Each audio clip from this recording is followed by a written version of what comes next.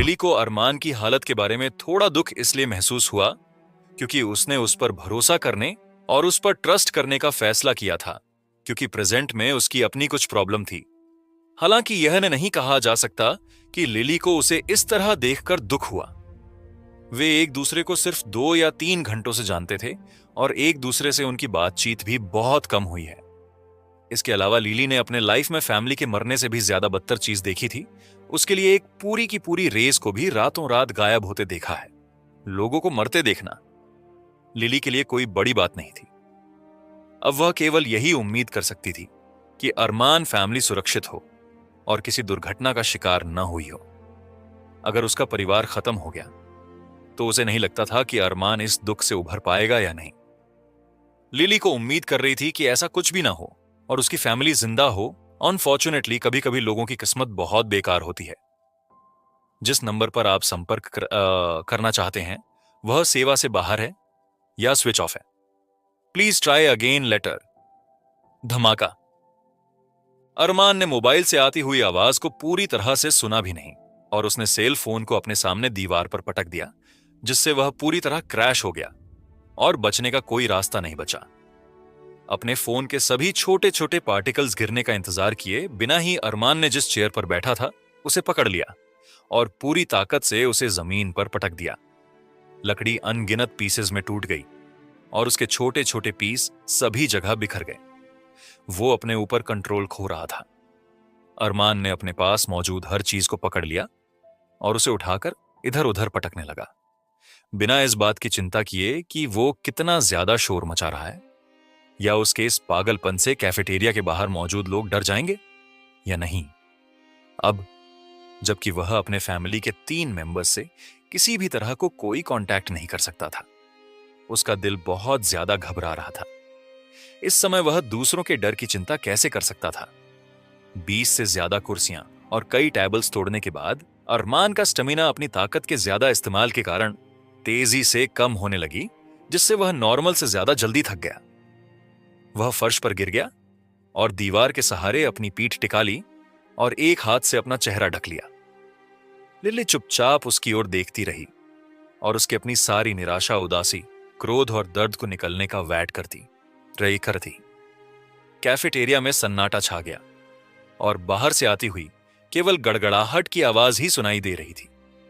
दूर से आने वाली हल्की रोशनी जो रोशनी का काम कर रही थी, वह मुश्किल से ही गर्मी का एक सोर्स का काम पा रही थी, जो ऐसे माहौल के बीच लगभग न के बराबर थी। बेंजामिन रोया नहीं, लेकिन अपने तरीके से अपनी भड़ास निकालने के बाद वह बस चुप और शांत हो गया। अतीत में उसे उन लोगों ने धोखा दिया था जिन पर वह दिल से भरोसा करता था। उस समय उसे ऐसा लगा था जैसे उसकी दुनिया उसकी आंखों के सामने ढह गई हो और अब उसे कुछ भी करने का मन नहीं कर रहा था। यहां तक कि हर दिन अपने कमरे से बाहर निकलना भी एक चैलेंज था। उस सारे दुख, दर्द और अकेलेपन के बीच उसका परिवार उसके साथ था, ठीक वैसे ही जैसे वे हमेशा से थे, लेकिन उसने इस पर कभी ध्यान नहीं दिया था। उस पल से अरमान में बहुत ज्यादा बदलाव आ गया था।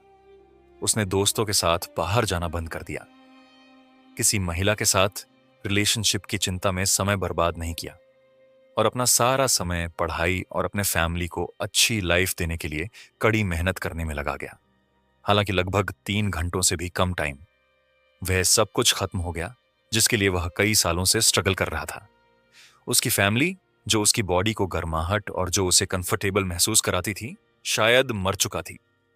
जब भी वह अपने पिता, अपनी मां या अपनी छोटी बहन को मरने से पहले रोते और मदद मांगते हुए इमेजिन करता, तो उसका खून इस तरह उबाल मारने लगता था जैसे ज्वालामुखी फटने वाला हो। 20 मिनट बाद लिली ने कहा, अरमान, तुम्हारा परिवार शायद अभी भी जिंदा है। उसकी पूरी बॉडी धीरे से कांप गई, लेकिन उसने कोई रिएक्शन नहीं दिया। वह चुप रहा, उसके अगले शब्द सुनने के लिए तरस रहा था। अरमान को नहीं पता था कि लिली कितनी ताकतवर थी।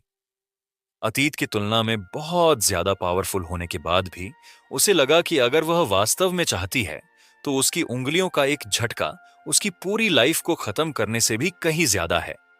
इसीलिए इस समय उसके शब्द उसके लिए बहुत कीमती थे।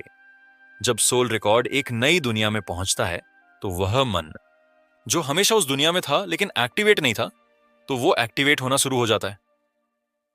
अब इमेजिन कीजिए कि 20 साल बिस्तर पे बिताते हैं और अचानक खड़े हो जाते हैं और पूरी स्पीड से भागना शुरू करते हैं। तो तुम्हें क्या लगता है क्या होगा? आन ने धीरे से अपना सिर उठाया और उसकी तरफ देखा। थोड़ी कर्कश आवाज में उसने कहा, सब कुछ ढह जाएगा, मांसपेशियां शरीर का वजन बर्दाश्त नहीं कर पाएगी, हड्डियां दबाव नहीं झेल सकते, और दिल इतने लंबे समय तक इतनी आसानी से धड़कने के बाद सही से ब्लड को पंप नहीं कर सकता। ठीक है, यह सब क्रैश हो जाएगा। लिली ने धीरे से सिर हिलाया और आगे कहा, ठीक यही अभी हो रहा है। कई सालों की शांति और शांति के बाद इस दुनिया का माना आखिरकार हर जगह घूमने लगा, जिससे पूरी दुनिया की कुछ चीज बदल गई। जैसा कि लिली ने बताया, अरमान ने खड़े होने के लिए स्ट्रगल किया और बैठने के लिए एक सही कुर्सी की तलाश की। उसने अपना पूरा ध्यान उसकी बातों पर फोकस रखा, एक भी वर्ड को मिस करने की हिम्मत नहीं की। ह्यूमंस का शरीर नेचुरली ही कमजोर होता है, इसलिए उनमें से अधिकांश मन की लहर के वार को झेलने में नाकाम हो जाते हैं और म्यूटेंट क्रिएचर में बदल जाते हैं। दुनिया के माना से इंस्पायर और भी अधिक स्ट्रेंथ और असीमित स्टैमिना वाले, लेकिन बिना किसी दिमाग के दूसरी ओर अधिक लचीले शरीर वाले जानवर और बेहतर लाइफ एक्सपेक्टेशन वाले पौधे मन के अनुकूल होने, पावरफुल होने और बढ़ने के लिए डेंजर क्रिएचर बनने की ज्यादा पॉसिबिलिटी रखते हैं। लिली की व्याख्या सुनने के बाद अरमान को आखिरकार कई बातें समझ में आ गईं।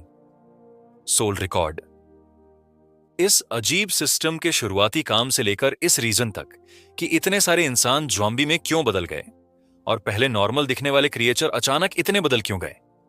हालांकि इस समय उसे इन सब बातों की कोई परवाह नहीं थी। तो मेरे परिवार का क्या हुआ? उसने नेचुरल टोन में पूछा।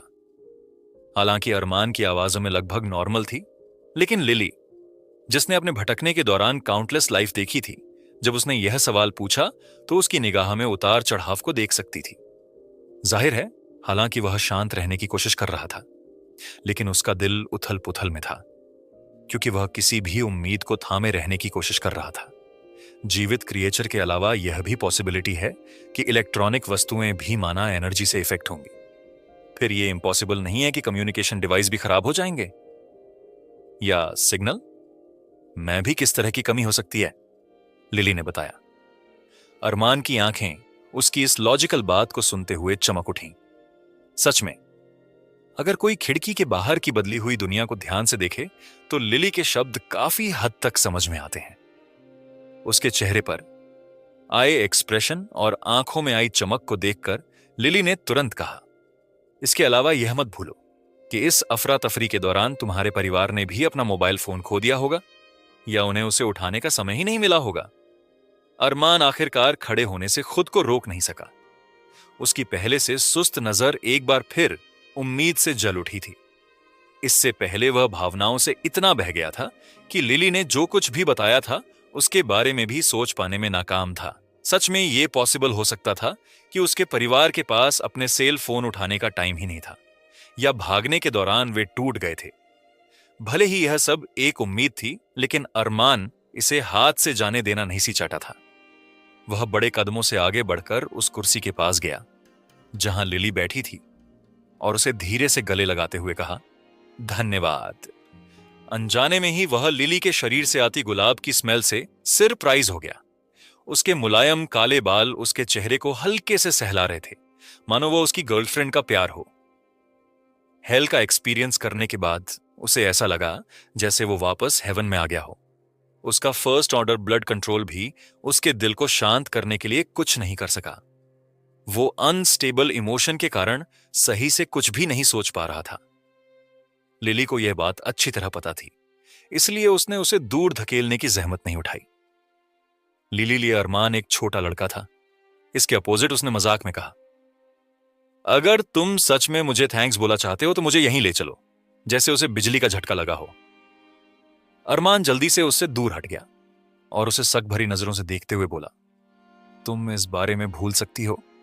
सच मैं अगर यह पल की गर्मी और उसके डिसीजन पर छाई इमोशन के कारण नहीं होता तो अरमान लिली के पास जाने की हिम्मत नहीं करता। उसका पूरा एग्जिस्टेंस बहुत अट्रैक्टिव था और उसकी हर हरकत चार्म से भरी हुई थी। यहां तक कि वह, जो आमतौर पर काफी शांत रहता था, अगर वह सच में चाहती तो विरोध करने में जरा भी सेल्फ कॉन्फिडेंस नहीं रखता था।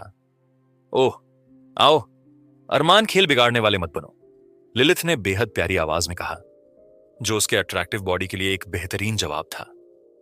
इस ठंड के मौसम में मुझे यकीन है कि अगर हम एक दूसरे को प्यार से गले लगाएंगे तो हमारे शरीर खुश हो जाएंगे। अरमान ने अपनी आंखें घुमाईं और जवाब देने ही वाला था कि धातु का दरवाजा धीरे से खटखटाया गया। बाहर से आती आवाज सुनकर अरमान और लिली एक पल के लिए चुप हो गए। फिर वह दरवाजे तक गया और बिना कुछ कहे उसे खोल दिया। दूसरी तरफ एक लड़की खड़ी थी, जो बहुत खूबसूरत तो नहीं थी, लेकिन काफी हद तक खूबसूरत मानी जा सकती थी। लेकिन उस समय उसके चेहरे पर थोड़े दुखी वाले एक्सप्रेशन थे और उसकी आंखों में खौफ आसानी से देखा जा सकता था। उस लड़की को अचानक अरमान के आने पर सरप्राइज हुआ, जिसने जोर से दरवाजा खोला था। उसने अनजाने में कमरे के अंदर देखा और जब उसने अंदर की गंदगी देखी तो चौंक गई। जगह जगह लकड़ी के टुकड़े बिखरे हुए थे, जैसे कि कोई तूफान आया हो। क्या तुम्हें कुछ चाहिए? अरमान ने अपने से 1 या 2 साल छोटी लड़की की ओर देखते हुए पूछा। नहीं, आई एम सॉरी। लड़की ने किसी ऐसी बात के लिए माफी मांगी जो अरमान को समझ में नहीं आई और जल्दी से आगे बोली, बिग ब्रदर, कुछ teacher, big sister, Jennifer brother, Abhishek और बाकी लोग। आगे क्या करना है ये डिसाइड करने के लिए एक मीटिंग करने वाले हैं, इसीलिए वे चाहते हैं कि तुम भी इसमें शामिल हो। इस स्टूडेंट का नाम कायलिन था और दुनिया बदलने से पहले वो स्टूडेंट ऑफ इंटरनेशनल रिलेशंस की स्टूडेंट थी। वो ह्यूमन रिलेशनशिप और उनके इमोशन के बारे बहुत कुछ जानती थी। अब जब सब कुछ बदल गया है तो कायलिन को भी यह पता था कि किसी पावरफुल ह्यूमन के पीछे चलना उसके बचने की पॉसिबिलिटी बढ़ा देगा। साथ ही किसी को नाराज न करने के लिए सतर्क रहना भी जरूरी था, क्योंकि रूल्स जरूरी नहीं कि पहले जैसे ही रहें। उसकी बातें सुनकर अरमान एक पल के लिए चुप हो गया और फिर सिर हिलाया। ठीक है, मुझे ये बताने के लिए थैंक्स, मैं थोड़ी देर में आता हूं। उसे इस बात पर कोई हैरानी नहीं हुई कि उसके सामने खड़ी लड़की उसका नाम जानती है। आखिरकार उसने काम किया था तो यह नॉर्मल ही था कि कोई उसका नाम चारों ओर फैलाना शुरू कर दे, खासकर उन लोगों के बीच जिनकी जान उसने बचाई थी। कायलिन ने जल्दी से माफी मांगी और चली गई। वह समझ गई थी कि उसके सामने खड़े लड़के का मूड कुछ खास अच्छा नहीं था, इसलिए उसे चिंता थी कि कहीं वह गलत सलत वर्ड बोल दे। इससे पहले कि अरमान कुछ कह पाता, लिली ने सलाह दी, अरमान, याद रखो कि तुम जिस दुनिया में रहते हो वह बदल गई है और अब वह वैसी नहीं रहेगी जैसी पहले थी। हालांकि यह अभी इतना पक्का नहीं हो सकता है, क्योंकि यह सिर्फ एक नए दौर की शुरुआत है। धीरे धीरे लोग बदल जाएंगे। अपने आसपास के लोगों से केयरफुल रहो, वरना तुम्हारी मौत किसी डीमन या म्यूटेंट प्लांट के कारण ना हो जाए। अरमान ने चुपचाप उसकी ओर देखा, उसके शब्दों पर गौर करते हुए।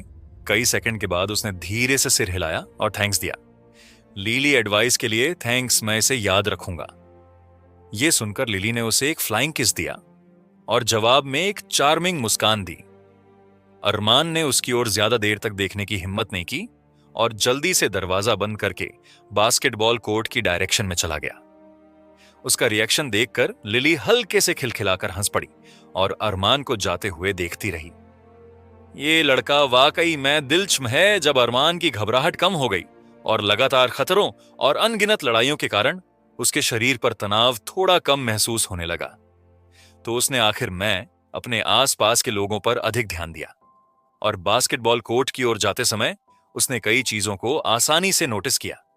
ज्यादातर लोग, चाहे वे लड़के हों या लड़कियां, टीचर या स्टूडेंट, सभी की आंखें आशंका से भरी हुई थीं और वे अपने आसपास की चीजों को लगातार सतर्कता से देख रहे थे। उनमें से कुछ में तो पागलपन के सिम्पटम्स भी थे। वे अपने बालों को कसकर पकड़े हुए थे और बेतुकी बातें बुदबुदा रहे थे और फिर जोर से हंसने लगे, जैसे कि कुछ मजेदार हुआ हो। यह सब देखकर अरमान लिली की पहले दी गई एडवाइस से सहमत होने से खुद को रोक नहीं सका। अनजाने में उसने अपनी सुरक्षा एक कदम और बढ़ा दी, क्योंकि वह नहीं चाहता था कि इन लोगों में से कोई उसकी पीठ में छुरा घोंप दे। अरमान का मरने का कोई इरादा नहीं था, किसी दूसरे इंसान के हाथों मरने की तो बात ही छोड़िए। जैसे ही वह बाकी लोगों से दूर एक कोने के पास पहुंचा, अरमान ने जेनिफर, अभिषेक, विक्रम और साथ ही 4 टीचर को देखा, जिनमें 3 मेल और 1 फीमेल। वह लड़की जिया थी, जिस अरमान ने पहले बचाया था, उसे आते देख 7 लोगों के ग्रुप ने अपनी बातचीत रोक दी और उसे अलग अलग इमोशन से देखा। जिज्ञासा, उदासीनता, दया, अविश्वास और कई अन्य इमोशन जो अलग अलग लोगों से आ रहे थे जब वह आखिर मैं ग्रुप में शामिल हुआ। विक्रम ने लापरवाही से मुस्कुराते हुए उससे कहा, छोटे भाई अरमान, तुम ठीक हो? अरमान ने सिर हाँ में हिलाकर उसे जवाब दिया। हालांकि विक्रम के पास भयानक ताकत थी, लेकिन उसका बिहेवियर काफी फ्रेंडली एलजी रहा था। अब जब बिना किसी डर से इफेक्ट हुए सोचने समझने और लड़ने मैं केवल लोग सब इस जगह पर है, तो चलिए इस मीटिंग को शुरू करते हैं। जेनिफर ने बिना किसी देरी के तुरंत मुद्दे पर बात शुरू कर दी। उसने अरमान की तरफ एक और नजर भी नहीं डाली और न ही उसने उसके लिए अपने लिए एक कमरा रखने के बारे में कुछ कहा।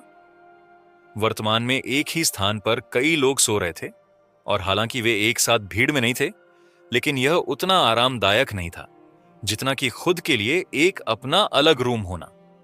यहां तक कि जेनिफर और बाकी लोगों को भी ऐसा कोई लाभ नहीं हुआ।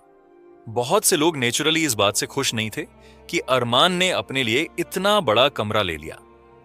बस उनकी ताकत को देखने या उसके बारे में सुनने के बाद किसी ने भी अरमान को उकसाने की हिम्मत नहीं की।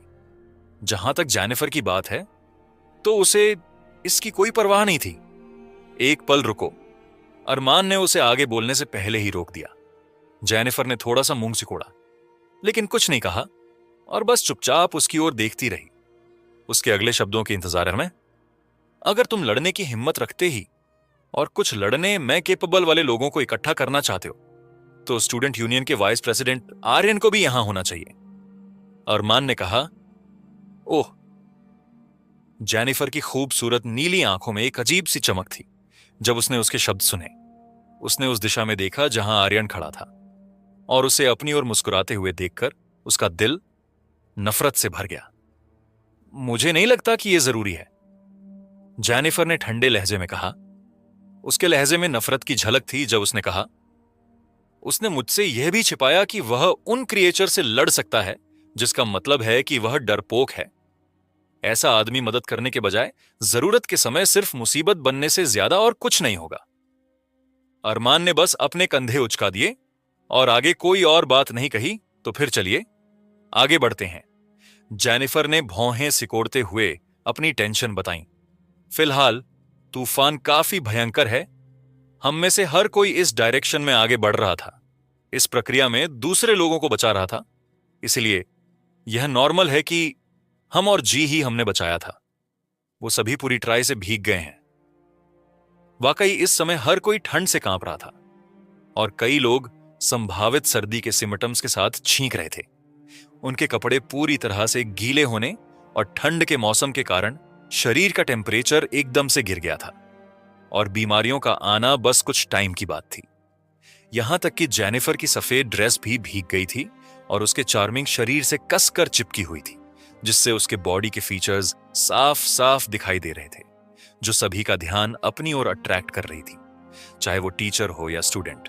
यहां तक कि सुंदर और दयालु अभिषेक भी उसे चुपके से कई बार देखने से खुद को रोक नहीं सका। जेनिफर ने आगे कहा, इस टाइम पर बारिश में भीगने की वजह से खांसी, जुकाम, सर्दी और बुखार जैसी बीमारियों का आना केवल कुछ टाइम की बात है।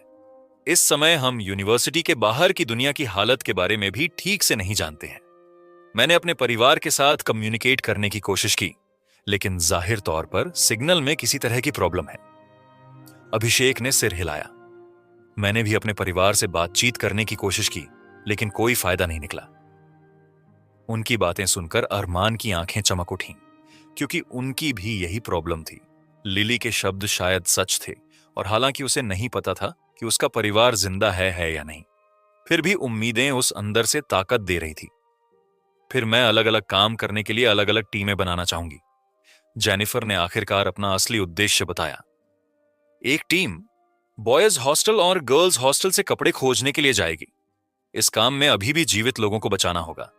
दूसरी टीम सर्दी की दवा, बुखार की दवा और जो भी संभव हो उसकी तलाश में यूनिवर्सिटी की फार्मेसी में जाने के लिए जिम्मेदार होगी, अभिषेक ने कहा।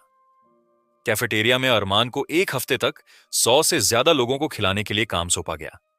अगर हम और लोगों को भी शामिल कर लें तो भी राशन लगभग 3 दिन तक चल सकता है। फोर्स और पुलिस के लिए तो यह समय काफी हुआ है। उसकी बातें सुनकर लगभग सभी ने राहत की सांस ली। भले ही जॉम्बी बहुत सारे थे या भले ही वे अजीब म्यूटेंट क्रिएचर पावरफुल थे, वो टैंक और बंदूकों के सामने नहीं टिक पाएंगे। केवल जेनिफर और अरमान ने नॉर्मल एक्सप्रेशन दिखाए और अपनी सोच अपने तक ही सीमित रखी, यह देखकर कि किसी को भी उसकी बातों से कोई ऑब्जेक्शन नहीं है।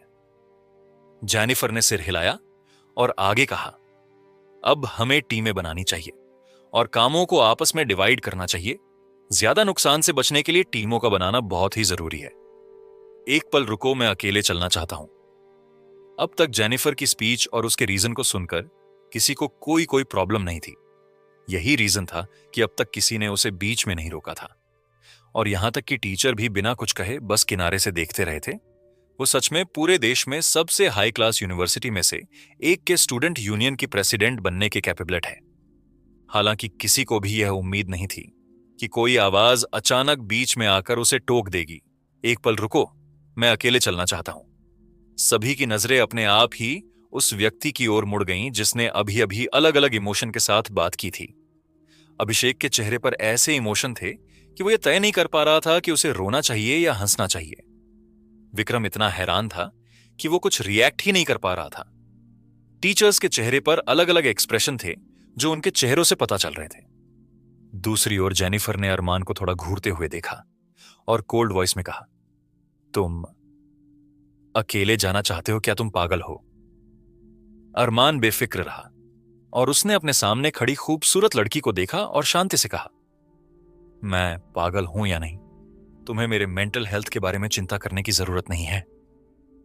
मिस जेनिफर, अरमान को टीचर जिया उसे मनाने की कोशिश करने से खुद को रोक नहीं पाए। अरमान, तुम समझने की कोशिश करो और आराम से सोचो। तुम चारों की ताकत के साथ तुम किसी भी चीज के खिलाफ खड़े हो सकते हो और जिंदा बचने के चांस काफी ज्यादा है। अरमान ने अपना सिर हिलाया और कुछ नहीं कहा। जाहिर है कि उसने पहले ही अपना मन बना लिया था। यह अफसोस की बात थी कि इनमें से कोई भी लड़का या लड़की उसे नहीं जानता था, नहीं तो उन्हें पता होता कि एक बार अरमान ने कुछ करने का इरादा कर लिया तो उसे कोई नहीं बदल सकता। तुम सिर्फ एरोगेंट होकर काम कर रहे हो और अपनी जान को बेकार मैं ही मौत के मुंह में धकेल रहे हो। जैसा चाहो वैसा करो। जेनिफर ने उसे कोल्डनेस से देखा। उसकी नजर इतनी कोल्ड थी कि ऐसा लग रहा था कि वह लोगों की सोल को भेद कर उन्हें पूरी तरह से जमा सकती है। तो मैं यही करूंगा। अरमा ने शांति से सिर हिलाया और जाने से पहले कहा, और वो वहां से उठकर अपने कमरे की तरफ चलने लगा और पीछे पलटकर देखते हुए बोला, फिलहाल के टाइम को देखते हुए मुझे लगता है कि यह काम किसी और टाइम के लिए छोड़ दिया जाए। कल तुम मुझे बता सकती हैं कि मुझे क्या काम करना है। सभी को गॉड नाइट बिना पीछे देखे अरमान वहां से चला गया और गलियारे के अंत में गायब हो गया। वह बहुत एरोगेंट आदमी लगता है। अभिषेक ने अपना सिर खुजलाया और एक मजबूर मुस्कान के साथ कहा, हालांकि वह बाहर से नॉर्मल दिख रहा था लेकिन अंदर से वह बहुत बुरी तरह से हैरान था। अरमान वो पहला लड़का था जिससे अभिषेक मिला था और जो जेनिफर की तरफ पूरी तरह से नॉर्मल रह पाया था। यहां तक कि चेन ही खुद भी, जिसे अनगिनत लोग एक बेहतरीन लड़का मानते थे, चाहे वे पुरुष हों या महिला, उसके चाम के लिए गिर गए थे, भले ही उसका पहले से ऐसा कोई इरादा नहीं था। जेनिफर बर्फ की क्वीन की तरह थी। उसकी बर्फ की तरह पर्सनालिटी और उसके आसपास का ऑरा, उसकी मिस्टीरियस फैमिली बैकग्राउंड ने उसे न केवल यूनिवर्सिटी में बल्कि पूरे सहारनपुर में भी उसकी बराबरी करने वाली दूसरी लड़की का मिलना बहुत मुश्किल कर दिया। इसे भूल जाओ, चलो फिर जारी रखते हैं। जेनिफर ने अरमान को धीरे धीरे गायब होती पीठ को देखा और अपनी नजरें हटाने से पहले कोल्ड वॉइस में कहा, वो सिर्फ नेक इरादे रखती थी और नहीं चाहती थी कि किसी की जान बेकार में जाए। हालांकि अगर वह आदमी अकेले ही मरना चाहता था तो वो कुछ नहीं कर सकती थी और उसे अकेले मरने के लिए छोड़ सकती है। तुम उन लोगों से इतनी दूरी क्यों बना रहे हो? लिली ने पूछा। जब अरमान वापस लौटा, वहां मौजूद न होते हुए भी ग्रुप की बातचीत उसने साफ साफ सुनी थी।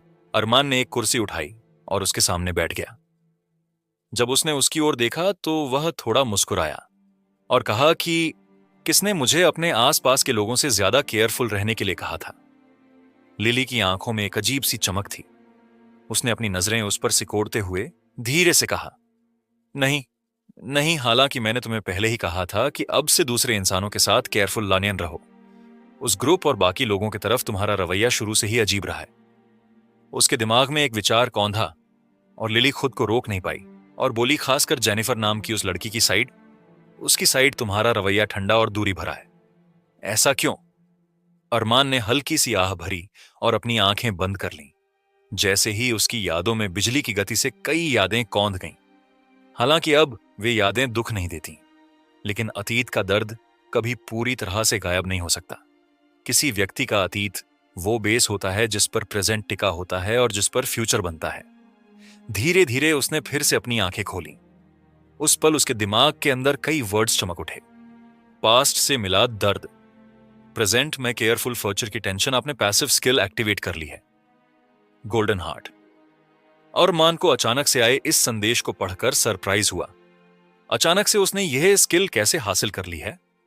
उसके फेस पर आए बदलाव को देखकर लिलिथ ने थोड़ा भौहें सिकोड़ी और असमंजस में पूछा, क्या कुछ गड़बड़ है? अरमान तुरंत अपनी हैरानी से बाहर आया और जल्दी से अपना सिर हिलाते हुए बोला, छोड़ो लिली, तुम मुझे स्किल और सोल रिकॉर्ड के बारे में और क्यों नहीं बताते? लिली ने उसे गहराई से देखा और अंत में हल्की सी आह भरी। ठीक वजनो, जब तुम इसके बारे में बात नहीं करना चाहते तो चलो, मैं तुम्हें सोल रिकॉर्ड के बारे में समझती हूं। अरमान सीधा होकर बैठ गया और अपना पूरा ध्यान उस पर फोकस कर दिया और जो अभी अभी हुआ था उसे नजरअंदाज कर दिया। सोल रिकॉर्ड एक अननोन सिस्टम है जिसे कोई भी पूरी तरह से समझ नहीं पाया है। यह मालूम होता है कि यह सिस्टम बहुत सारी दुनिया में फैला हुआ है। यह सिस्टम दुनियाओं में मौजूद माना को चैनल करती है और जातियों और प्रजातियों को इवोल्यूएशन के रास्ते पर पुश करती है। लिली ने धीरे से समझाया, अपने शब्दों को केयरफुली चुनते हुए। जैसा कि तुमने पहले ही खुद देखा है, दुश्मनों को हराने पर उनकी बॉडी से एक लाइट ऑर्ब निकलता है और तुम्हारी बॉडी इस एब्जॉर्ब कर लेती है। अरमान ने सिर हिलाया। सच में जब उसने ज़ॉम्बी को मारा था तब भी वे गोले उसके पास पहुंचते थे, भले ही उनसे उसे कोई फायदा ना हुआ हो। उन गोलाकार चीज में सोल पावर समाहित होती है। सोल रिकॉर्ड स्पाइसीज अपोनेंट की आत्मिक शक्ति का एक छोटा सा भाग इकट्ठा करता है और उसे विनर को पेश करता है।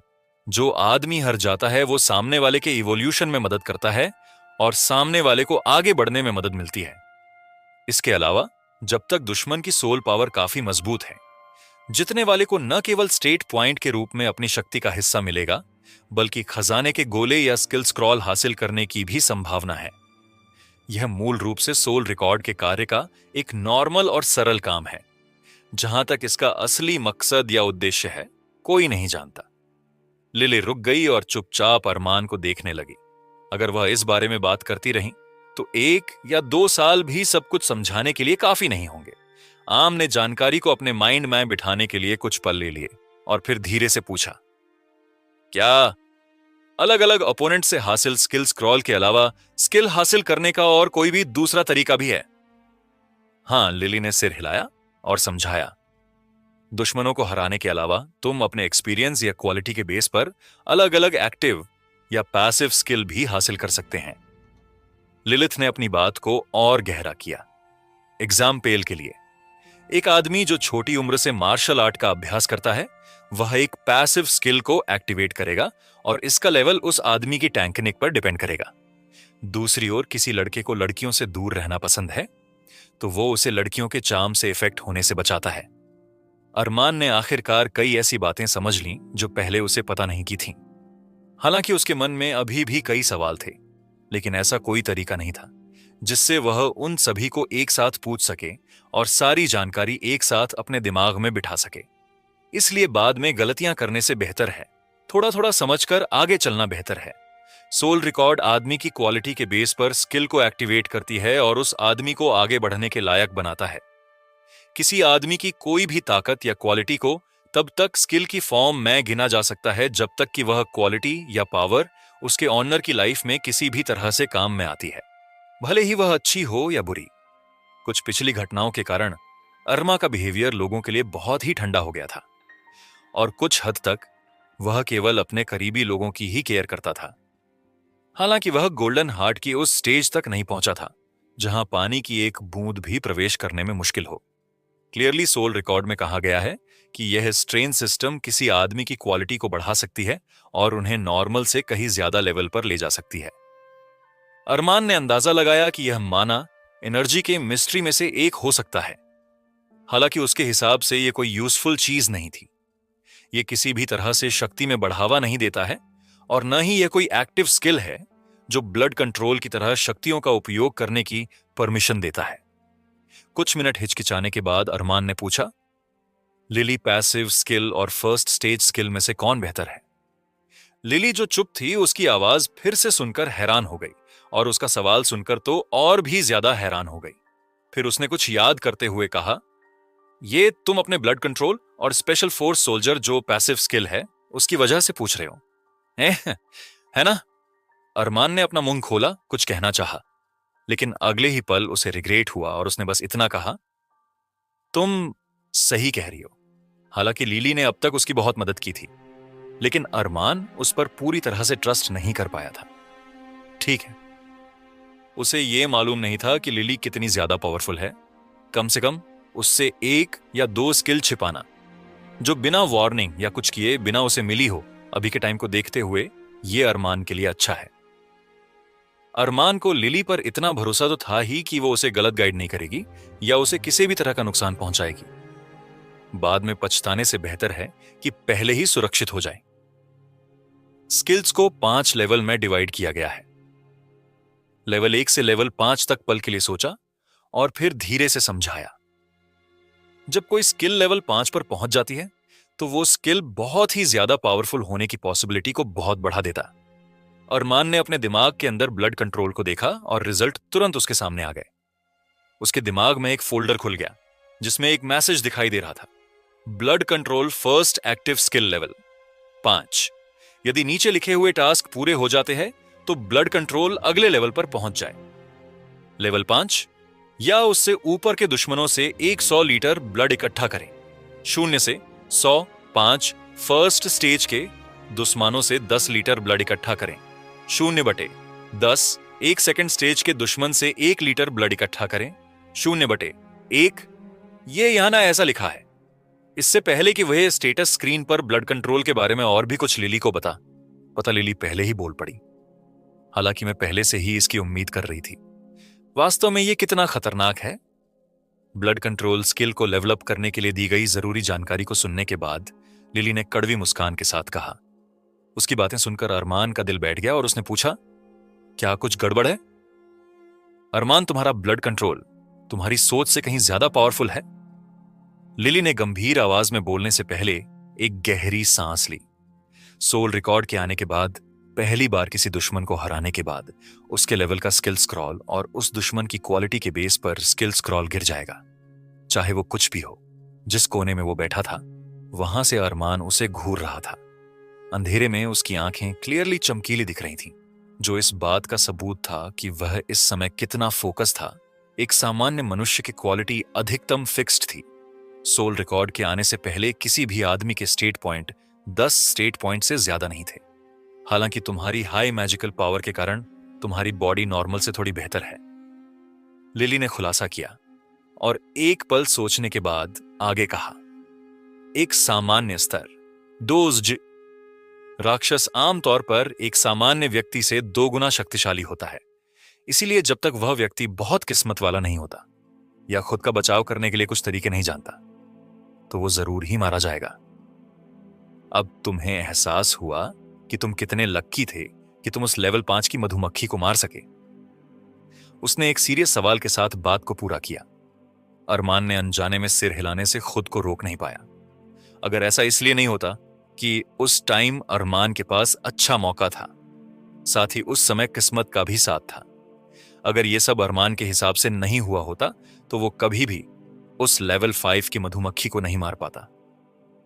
नॉर्मल मधुमक्खी की क्वालिटी के कारण लेवल अप होने के दौरान मधुमक्खी को इवोल्यूशन के लिए ब्लड की जरूरत होती है और आप काफी कम स्तर वाले ऐसे राक्षस को हराकर नेचुरली एक बहुत मजबूत स्किल हासिल की है, लिली ने कहा। हालांकि मुझे पता है कि मेरा ब्लड कंट्रोल मजबूत है, मुझे नहीं लगता कि यह उतना भयानक है जितना तुम इसे बता रही हो। अरमान को इस बात पर भरोसा नहीं हुआ। उसका ब्लड कंट्रोल उतना ही मजबूत था जितना लिली ने बताया।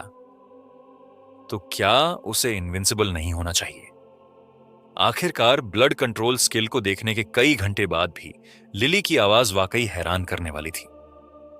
तुम ऐसा इसलिए बोल रहे हो क्योंकि अभी तुम इस स्किल का इस्तेमाल केवल छोटे मोटे कामों के लिए ही कर सकते हो, लेकिन उसका कोई खास असर नहीं होता जब तक तुम्हारा ब्लड कंट्रोल लेवल अप ना हो जाए, जब तक तुम्हें इसके फायदे नहीं दिखेंगे। लिली की आंखों में खुशी की एक झलक दिखाई दी जिसे अरमान ने भी नहीं देखा, और फिर आगे कहा, मेरी पूरी लाइफ में तुम पहले आदमी हो जिसे मैं जानती हूं कि उन्होंने अपने पीक पर फर्स्ट क्लास स्किल हासिल की हो।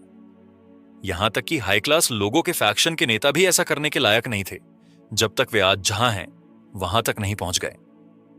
जब उसने यह सुना तो अरमान ने शिकायत करते हुए पूछा, lily, low class existence and high class existence क्या है जिसके बारे में तुम इतने समय से बात कर रही हो? सच कहूं तो यह सुनना थोड़ा अच्छा नहीं लगता है कि तुम मुझे हर समय लो क्लास की तरह देखती हो। ललित ने आश्चर्य में अपनी दोनों खूबसूरत आंखें झपकाईं और फिर अपना सिर हिलाते हुए कहा, मैं इसके लिए माफी मांगती हूं। यह बस आदत है, मेरा कोई बुरा इरादा नहीं था। नहीं, मेरा इरादा तुम्हारा मजाक उड़ाना था। जहां तक हाई क्लास या अपर क्लास की बात है, तुम्हें इसे अभी से जानने की जरूरत नहीं है। अभी के लिए बस जल्दी से जल्दी 25वें लेवल तक पहुंचने की चिंता करो। उसकी ईमानदारी से माफी सुनकर अरमान को बहुत अच्छा लगा। साथ ही वह एक बार फिर सोचने से खुद को रोक नहीं पाया कि यह गोल्डन हार्ट सच में इतना यूजफुल नहीं लगता है। चूंकि लिली ने कुछ और नहीं कहा, इसलिए अरमान का भी कोई और सवाल पूछने का इरादा नहीं था। इसके बजाय उसने अपनी आंखें बंद कर लीं और सोने की इच्छा करने लगा। हालांकि उसका मन ऐसे ख्यालों से भरा हुआ था जो उसे आराम से सोने से रोक रहे थे। पूरी ईमानदारी से कहें तो अरमान अपने परिवार को खोजने के लिए जल्दी से जल्दी निकल जाना चाहता था। हालांकि ऐसा करना बहुत अच्छा नहीं था क्योंकि उसका परिवार इस समय शहर के दूसरी तरफ था। सहारनपुर एक बहुत बड़ा शहर था। दुनिया के कुछ देशों से भी बड़ा सामान्य समय में भी यूनिवर्सिटी से घर तक कार से जाने में कई घंटे लगते थे। और अब तो यह बात और भी बढ़ गई है कि बाहरी दुनिया क्रिएचर से भरी हुई थी। भगवान ही जानता था कि कितने रास्ते सभी तरह के ट्रांसपोर्टेशन ज़ॉम्बी और दूसरे भटकते जीवों से रोक दिए गए थे। ऐसी हालत में 1 महीने का सफर भी काफी नहीं थी क्योंकि उसे अपना रास्ता तय करने के लिए अनगिनत लड़ाइयां लड़नी होंगी। इसलिए अरमान के पास अपने परिवार की तलाश में बाहर की ओर बढ़ती उत्सुकता को रोकने के अलावा कोई विकल्प नहीं था। आखिरकार अगर वह मर गया तो कुछ भी अच्छा नहीं होगा। अपने परिवार के बारे में सोचते ही उसकी आंखों में फिर से आंसू भर है और वह खुद को रोने से नहीं रोक सका। जैसे ही बारिश तेज हो गई और गड़गड़ाहट की आवाज चारों तरफ गूंजने लगी, तभी अरमान को धीरे धीरे थकान ने जकड़ लिया और इससे पहले कि वह कुछ समझ पाता, वह सो गया। मैं तब तक इंतजार करूंगा जब तक तुम मुझ पर भरोसा नहीं करोगे। लिली ने एक कॉम्प्लेक्स इमोशन के साथ फुसफुसाया क्योंकि लिली उसे फर्श पर सोते हुए देख रही थी। हालांकि उसने यह नहीं बताया था कि उसने किस टाइप की स्किल हासिल की है। लेकिन कम एक्सपीरियंस और केवल 20 साल की उम्र वाला अरमान के लिए लिली को बेवकूफ बनाना इतना आसान नहीं था, जिसने अपनी पूरी लाइफ में अनगिनत लड़ाई लड़ी और अलग अलग लोगों से मिली थी स्किल के बारे में। लिली के एक्सप्लेनेशन से अरमान को काफी मदद मिली थी। ऐसा इसलिए था, लिली ने उसे सही से तो नहीं बताया था कि फर्स्ट ऑर्डर स्किल और थर्ड ऑर्डर स्किल में कौन ज्यादा पावरफुल है।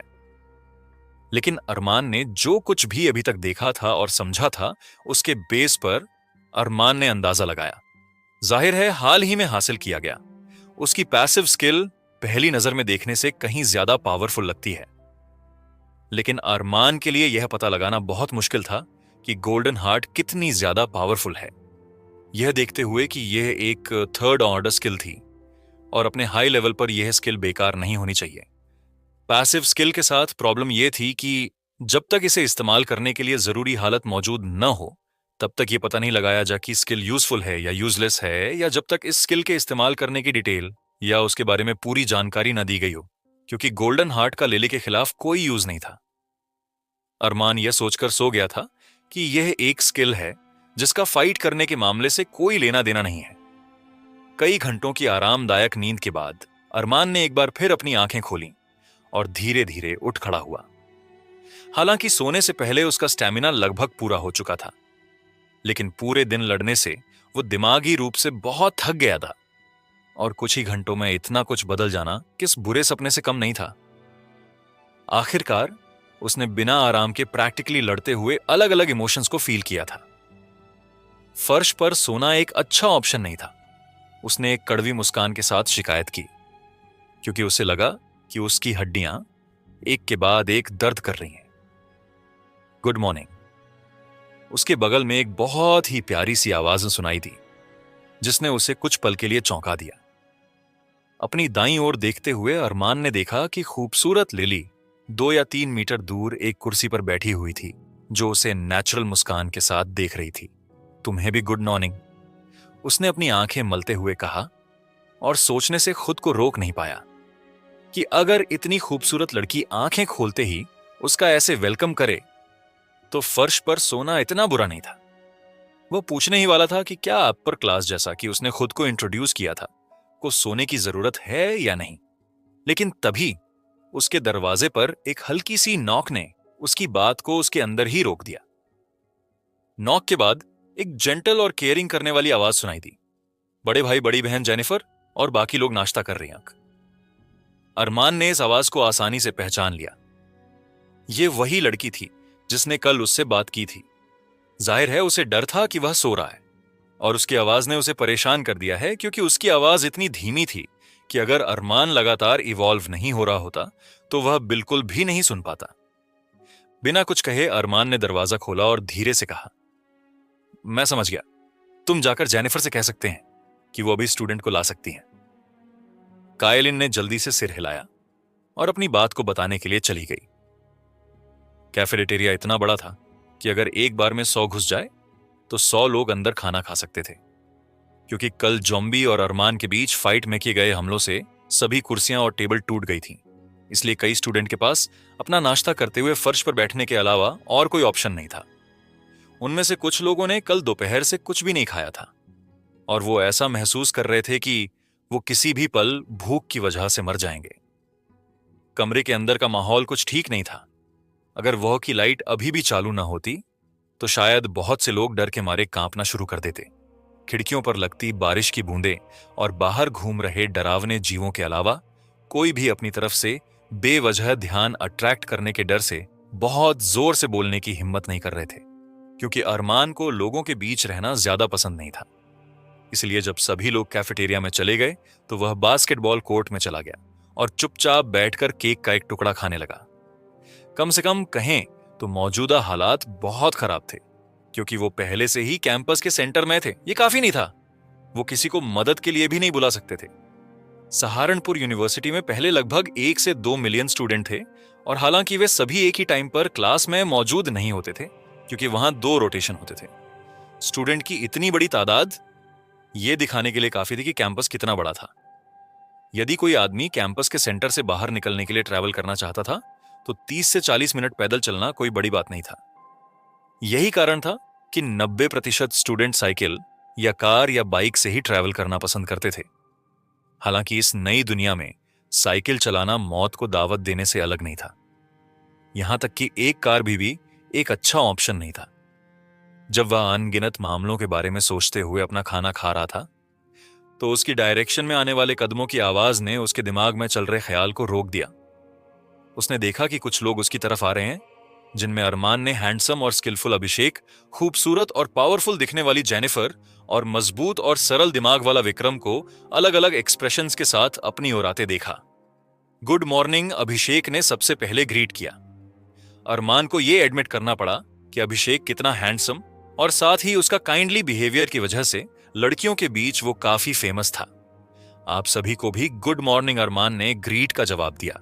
केक का आखिरी बाइट लेने और उसे एक कौर में खत्म करने के बाद उसने पूछा, क्या कुछ गड़बड़ है? जेनिफर के थोड़े से भौहें सिकोड़ने वाले एक्सप्रेशन से। अरमान को लगा कि इस ठंडी और इंडिफरेंट लेडी के चिंतित चेहरे के लिए कुछ तो हुआ होगा।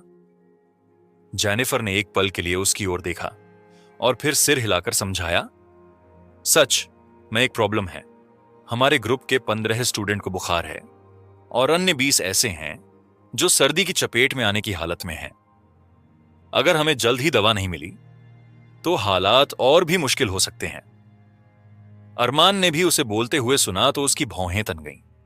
पूरी रात अपने कपड़ों और शरीर के साथ बर्फीले बारिश के पानी में पूरी तरह भीगने के बाद बीमार होना नेचुरल था। बस उसे उम्मीद नहीं थी कि सिर्फ एक रात बाद 30 से ज्यादा लोग बीमार हो जाएंगे। अगर ये इसी तरह चलता रहा तो उसके लिए पहले से ही कमजोर स्टूडेंट को भी ले जाना मुश्किल हो जाता। हालांकि अरमान इंडिफरेंट था, लेकिन वह बुरा आदमी नहीं था और क्रूर तो बिल्कुल भी नहीं। ऐसा कोई तरीका नहीं था कि वह किसी म्यूटेंट कुत्ते या एक बड़े मच्छर के मुंह में दूसरे इंसानों को मरने दे। अगर वह उस तरह का आदमी होता तो वह ट्रेनिंग ग्राउंड आते समय 1 दर्जन से ज्यादा लोगों को नहीं बचाता। कुछ देर सोचने के बाद वह उठ खड़ा हुआ और अपने पास पड़ी तलवार उठा ली। तुम क्या करने जा रहे हो? अभिषेक ने कंफ्यूज होकर पूछा। मैंने कल कहा था कि मैं अकेले ही काम करूंगा, अरमान ने अपने छोटे मोटे सामान को सही करते हुए जवाब दिया। बॉयज कैंपस में जाना और फिर लेडीज कैंपस में जाकर लोगों को बचाना एक ऐसा काम है जिसे तुम तीनों मिलकर मुझसे बेहतर कर सकते हैं। इस कंडीशन में मैं अब दवाइयां लेने के लिए फार्मेसी जाऊंगा। हालांकि जितनी जल्दी दवाइयां मिल जाएंगी उतना ही सबके लिए बेहतर होगा। जेनिफर इस पर बोलने से खुद को नहीं रोका। क्या तुम सच में अब अकेले जा रहे हो? तूफान अभी भी तेज है और हर जगह खतरे मंडरा रहे हैं। मुझे अभी भी लगता है कि अगर हम टीम बनाएं या फिर हम सब एक साथ चलें तो बेहतर होगा। हालांकि जेनिफर को अरमान कुछ खास पसंद नहीं था, फिर भी वह नहीं चाहती थी कि वो ऐसे ही मर जाए। न केवल वो उन सभी की तरह एक इंसान था, बल्कि वह लड़ने के लिए काफी मजबूत भी था। और उसकी ताकत ऐसी थी जिसे अनदेखा नहीं किया जा सकता था। ठीक इन्हीं रीजन से उसने जोर देकर कहा कि उसे अकेले नहीं जाना चाहिए। लॉजिकली जेनिफर सही थी। आखिरकार ऐसे भयानक मौसम, डरावनी दुनिया और अनगिनत अनजान खतरों के साथ साथ गलत जानकारी के साथ अकेले चलना हाथ से हाथ मिलाकर मरने वाले के साथ नाचने से अलग नहीं था। अरमान को नेचुरली यह बात भी पता थी। उसने एक पल के लिए उसकी तरफ देखा और फिर अपना सिर हिलाया और धीरे से कहा, मिस जेनिफर, मुझे पता है कि तुम मुझे पसंद नहीं करती। सच कहूं तो मैं भी तुम्हें बहुत पसंद नहीं करता। फिर भी मुझे पता है कि तुम्हारा इरादा अच्छा है, इसीलिए मैं इसके लिए तुम्हारा शुक्रिया अदा करता हूं। हालांकि तुम्हें मेरी सेफ्टी के बारे में चिंता करने की जरूरत नहीं है। अरमान बाहर की ओर चला गया और धीमी आवाज में अपना सेंटेंस पूरा किया। कम से कम जब तक मैं अपने परिवार को नहीं ढूंढ लेता तब तक मेरा किसी कुत्ते या बिल्ली के मुंह में मरने का कोई इरादा नहीं। जेनिफर, अभिषेक और विक्रम ने उसे सुना या नहीं? उसे न तो पता था और न ही उसे इस बात से कोई फर्क पड़ता था। जैसे ही उसने बाहर निकलने के लिए मेटल का दरवाजा खोला, हवा ने उसके पहने हुए कपड़ों को हिलाना शुरू कर दिया और बारिश उस पर एक जंगली धार की तरह बरसने लगी। उसके सिर से पांव तक भीगने के लिए कुछ पल ही काफी थे। धमाका! एक जोरदार धमाके के साथ अरमान ने अपने पीछे दरवाजा बंद किया और घने कोहरे में गायब हो गया। हालांकि गड़गड़ाहट की तेज आवाज के साथ उसने जो आवाज पैदा की थी, उसने किसी क्रिएचर को अट्रैक्ट नहीं किया था। कितनी ठंड है! अरमान को बाहरी दुनिया का ठंडे टेम्परेचर महसूस हो रहा था और वो बुरी तरह कांप रहा था। हालांकि स्पोर्ट्स ग्राउंड का अंदरूनी हिस्सा विशेष रूप से गर्म नहीं था, लेकिन इमारत ने लगभग जमने वाली हवा के तेज झोंकों को रोक दिया और बादलों से आने वाले पानी के लगातार गिरने से शरीर की सफ्ते की। जबकि यह सच था कि अरमान की बॉडी में पिछले दिन से कई सुधार हुए थे। जिस दिन दुनिया अस्त व्यस्त हो गई थी, उसका स्टैमिना और हेल्थ ठंड के मामले में अब तक के उसके 2 सबसे कम स्टेट थे। वह एक नॉर्मल आदमी से बहुत अलग नहीं था। कंपैरिजन में बस थोड़ा सा ही बेहतर था। जबकि तुम्हारी ताकत तेजी से बढ़ी है, तुम्हारे मसल्स और बॉडी की पावर को कठोर और बढ़ावा मिला है। अगर तुम अलग अलग एनवायरमेंट्स के लिए अधिक रेजिस्टेंट बनाना चाहते हो और साथ ही अलग मुद्दों के बीच पॉसिबल डिजीजेस को रोकना चाहते हो, तो तुम्हारा स्टैमिना और स्वास्थ्य आंकड़े सबसे इंपॉर्टेंट हैं, लिली ने उसके बगल में चलते हुए समझाया। अरमान के अपोजिट, जो पहले से ही पूरी तरह से भीग चुका था, लिली की बॉडी को पूरी तरह से ढकने वाला एक छोटा सा बैरियर था। इसीलिए वह हमेशा की तरह खूबसूरत और सेंसुअल थी। बारिश की एक भी बूंद उसकी बॉडी को नहीं छू पाई थी। लिली, क्या तुम मुझे भी कवर नहीं सकती? उसने थोड़ी जलन के साथ पूछा। पानी और हवा सच में बहुत तेज थे। थोड़ी देर पानी में भीगने के बाद ही उसकी बॉडी का टेम्परेचर नीचे गिर गया और तेज हवा के बीच उसका स्टैमिना भी तेजी से खत्म हो रहा था। आई एम सॉरी, लेकिन मैं ऐसा नहीं कर सकती। लिली ने कड़वी मुस्कान के साथ अपना सिर हिलाया और समझाया, तुम्हारे साथ ईमानदारी से कहूं तो तुम्हें कुछ जानकारी देने के अलावा मैं तुम्हारी कोई खास मदद नहीं कर सकती।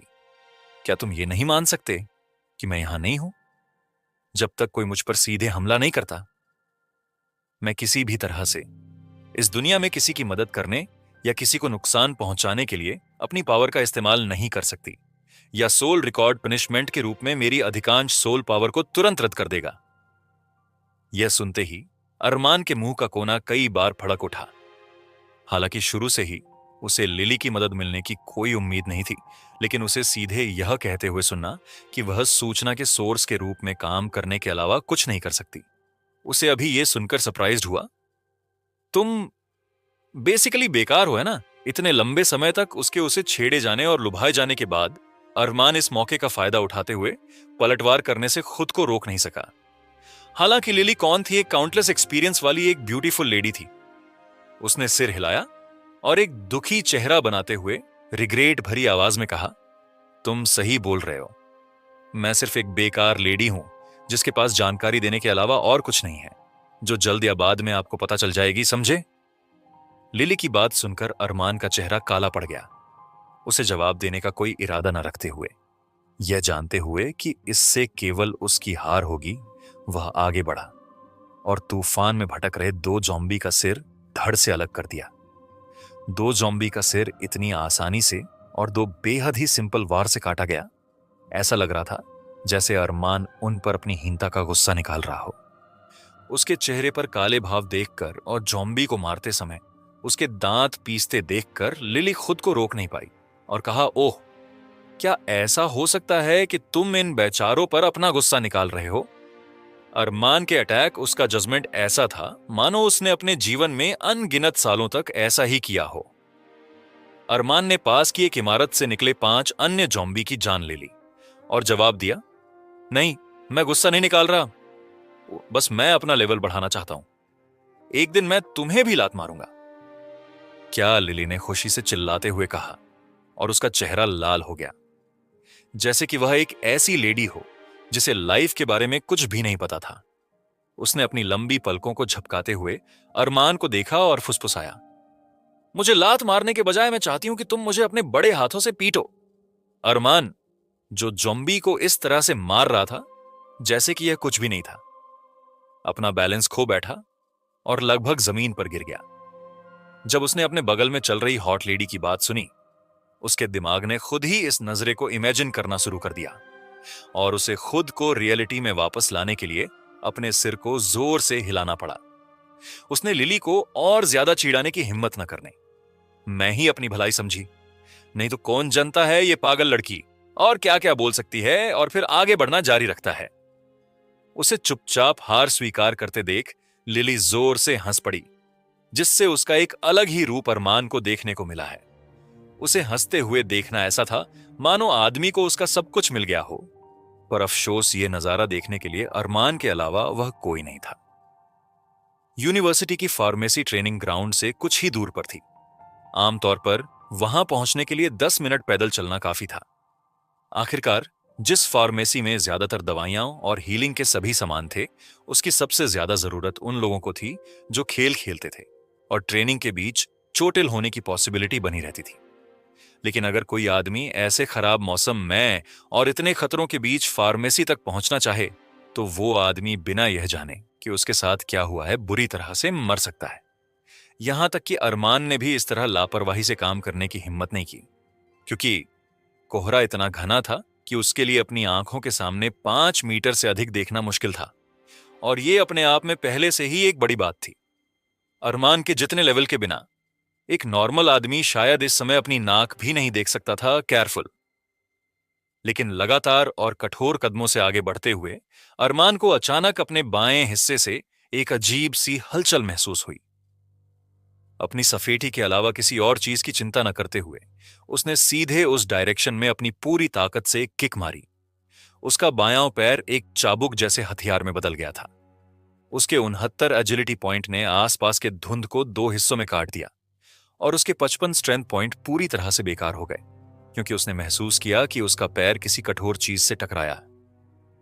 रोर, दुश्मन दर्द से चीख उठा और कई मीटर दूर जाकर गिरा। हालांकि यह केवल एक पल के लिए था कि उसके मजबूत और तेज अटैक से आसपास की धुंध पीछे हट गई। अरमान ने अपने दुश्मन को उड़ाने से पहले उसकी बनावट को देखने में कामयाब रहा, जिससे वो फिर से धुंध में गायब हो गया। दुश्मन एक टाइगर के जैसी दिखने वाली एक बिल्ली निकली। दर्द की वह चीख बिल्ली की म्याऊं की बजाय टाइगर की दहाड़ जैसी लग रही थी। अरमान ये देखकर कुछ पल के लिए अपनी जगह पर फ्रिज सा हो गया। उसकी सभी मूवमेंट पूरी तरह से रुक गईं और उसने आसपास की धुंध पर फोकस किया, क्योंकि ऐसी कंडीशंस में उसकी आंखें बहुत यूजफुल नहीं थीं। अगर यह passive skill special force soldier सीखने से पहले की बात होती तो अरमान पहले ही बिल्ली के अटैक से मारा जाता। आखिरकार उसके पास कोई भी मार्शल आर्ट तकनीक नहीं थी और अपने दुश्मन के सरप्राइज्ड अटैक को सेंस कर लेना यह तो और भी मुश्किल था। हालांकि अब न केवल को हमले को सेंस कर सकता था, बल्कि चकमा देने के बजाय वह आखिर सेकंड में काउंटर अटैक करने में भी कामयाब हो रहा था। अजीबोगरीब सी दिखने वाली बड़ी बिल्ली उस स्पीड वुल्फ से भी ज्यादा तेज और फुर्तीली थी जिसे अरमान ने कल मारा था। आसपास की धुंध के अलावा उसके पास अपने ब्लड कंट्रोल का इस्तेमाल करने का कोई तरीका नहीं था, क्योंकि उसे यह भी नहीं पता था कि उसका ओपोनेंट कहां है। जानवरों के ऑपोजिट ह्यूमन में गंध को सूंघने की शक्ति इतनी नहीं होती है, और अब जब जानवर इवॉल्व हो गए हैं तो उनकी सेंस और सूंघने को शक्ति पहले कई गुना बढ़ गई है। लगभग 5 मिनट तक बिना हिले डुले एक ही जगह पर खड़े रहने के बाद तभी उसे अपनी तरफ किसी चीज को आता हुआ महसूस की और वो तुरंत ही छलांग लगाकर दूसरी तरफ चला गया। एक पल में अरमान के सामने 2 ब्लड रेड आंखें दिखाई दी और एक जोड़ी चमकते और शार्प पंजे उसकी गर्दन को काटने के इरादे से उसके सिर की ओर आते दिखाई दिए।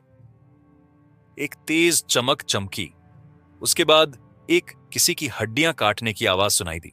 अटैक इतना ज्यादा पावरफुल था जिसने आसपास के एनवायरनमेंट को रोशन कर दिया, और सब कुछ नॉर्मल होने से पहले आसपास की चीजें हिल सी गईं। या आपने ग्रेट म्यूटेड कैट लेवल 23 की आत्मा शक्ति प्राप्त कर ली है। एजिलिटी +17, स्टैमिना +12, मैजिक +10, मैना +10 आपका लेवल अप कर लिया है और अब आप लेवल 14 पर पहुंच गए हैं। आपको 2 स्टेट पॉइंट हासिल हुए हैं जिसे आप आसानी से डिस्ट्रीब्यूट कर सकते हैं। आपने लेवल अप कर लिया है और अब आप लेवल 15 पर पहुंच गए हैं। आपको 2 स्टेट पॉइंट हासिल हुए हैं। अरमान ने ठंडे दिमाग से लेवल 23 ग्रेट म्यूटेड कैट की बॉडी को देखा, जो उसकी ग्रेट तलवार के झटके से आधी काट गई थी और उसकी सारी हड्डियां भी कट गई थीं। और उसके लेवल देखने के बाद उसे थोड़ा सा सरप्राइज्ड हुआ। सही से देखा जाए तो यह टाइगर के आकार की great muted cat great speed wolf से भी ज्यादा बड़ा खतरा थी, क्योंकि इसकी एजिलिटी बेहतर थी और एनवायरनमेंट इसके साइड में था। हालांकि अरमान को अपनी तलवार के केवल एक स्विंग से ही उसकी जान ले लेनी पड़ी। हालांकि यह सच था कि ग्रेट म्यूटेटेड बिल्ली ज्यादा तेज थी और धुंध गड़गड़ाहट की आवाज, साथ ही लगातार बारिश ने अरमान की सेंस करने की पावर को काफी हद तक कम कर दिया था। लेकिन इसकी स्पीड और शार्प पंजों को छोड़कर इस म्यूटेड जानवर की तुलना स्पीड वुल्फ लेवल 25 से नहीं की जा सकती थी। ग्रेट स्पीड वुल्फ के 2 आगे के पैर थे जो 2 बड़े खंजर की तरह थे, जो अरमान की ग्रेट तलवार को कुछ पल के लिए पकड़ने में कैपेबल थे, जो एक रेयर ग्रेड का खजाना था। इसके अलावा ग्रेट स्पीड वुल्फ की अटैकिंग स्किल भी ग्रेट म्यूटेड कैट कंपैरिजन में बहुत अच्छी थी। इसके अलावा उस समय अरमान ग्रेट म्यूटेड कैट के खिलाफ लड़ने वाले की तुलना में बहुत कमजोर था। जैसे कि यह सब काफी नहीं था, ग्रेट म्यूटेड कैट अरमान की पिछली किक से सीरियसली इंजर्ड हो गई थी। आखिरकार बिल्ली एक ऐसा क्रिएचर था जो एजिलिटी में माहिर था, लेकिन उसका सेल्फ डिफेंस काफी कमजोर था। इसीलिए जब अरमान के 50 से ज्यादा स्ट्रेंथ पॉइंट की पावर जानवर के कमजोर शरीर के टकराई थी तो कई बॉडी पार्ट को अच्छा खासा नुकसान पहुंचा था, जिससे क्रिएचर से अरमान को खतरा और भी कम हो गया था। यह कंफर्म करने के बाद कि आस पास कोई खतरा नहीं है, अरमान नीचे झुका और बिल्ली के बॉडी से गिरा, एक लाल गोला उठाया और जल्दी से उसे अपने बैग में रख लिया। अरमान ने देरी नहीं की और अपने काम की ओर बढ़ना जारी रखा। 5 मिनट बाद अरमान के हाथों 20 से ज्यादा जुम्बी मारे गए। उसने आखिरकार वह कई मंजिला इमारत दिखी जहां दवाइयां और दूसरी मेडिकल रिलेटेड चीजें रखी हुई थीं। अरमान ने दरवाजा लात मारकर खोला तो एक परछाई उसकी ओर तेजी से निकली। दुनिया बदलने से पहले छाया की स्पीड एक नॉर्मल आदमी से थोड़ी ही ज्यादा थी, और शायद किसी भी अन्य इंसान के लिए यह काफी बड़ा खतरे की तरह होगी, क्योंकि हमला बहुत अचानक हुआ था। हालांकि सोल रिकॉर्ड के आने से पहले फिलहाल अरमान एक सामान्य व्यक्ति की तुलना में 8 गुना ज्यादा तेज था। उसकी रिएक्शन स्पीड काफी बढ़ गई थी और अरमान काफी केयरफुल भी था, इसलिए अचानक हमले के सामने वह घबराया नहीं। एक कदम पीछे हटते हुए अरमान ने अपनी पूरी ताकत से आगे की ओर किक मारी। उसका पैर छाया की छाती पर लगा, लेकिन सरप्राइजिंगली छाया को चोट लगने के बाद वो उड़कर दूर नहीं गई और वह केवल कुछ कदम पीछे हटी। अरमान ये देखकर हैरान हो गया। अपने 55 स्ट्रेंथ पॉइंट के साथ वो पिछली किक छाती में चोट लगने के बाद आसानी से किसी आदमी को जान मार सकती थी। छाया वास्तव में एक बहुत बड़ी ज़ॉम्बी थी।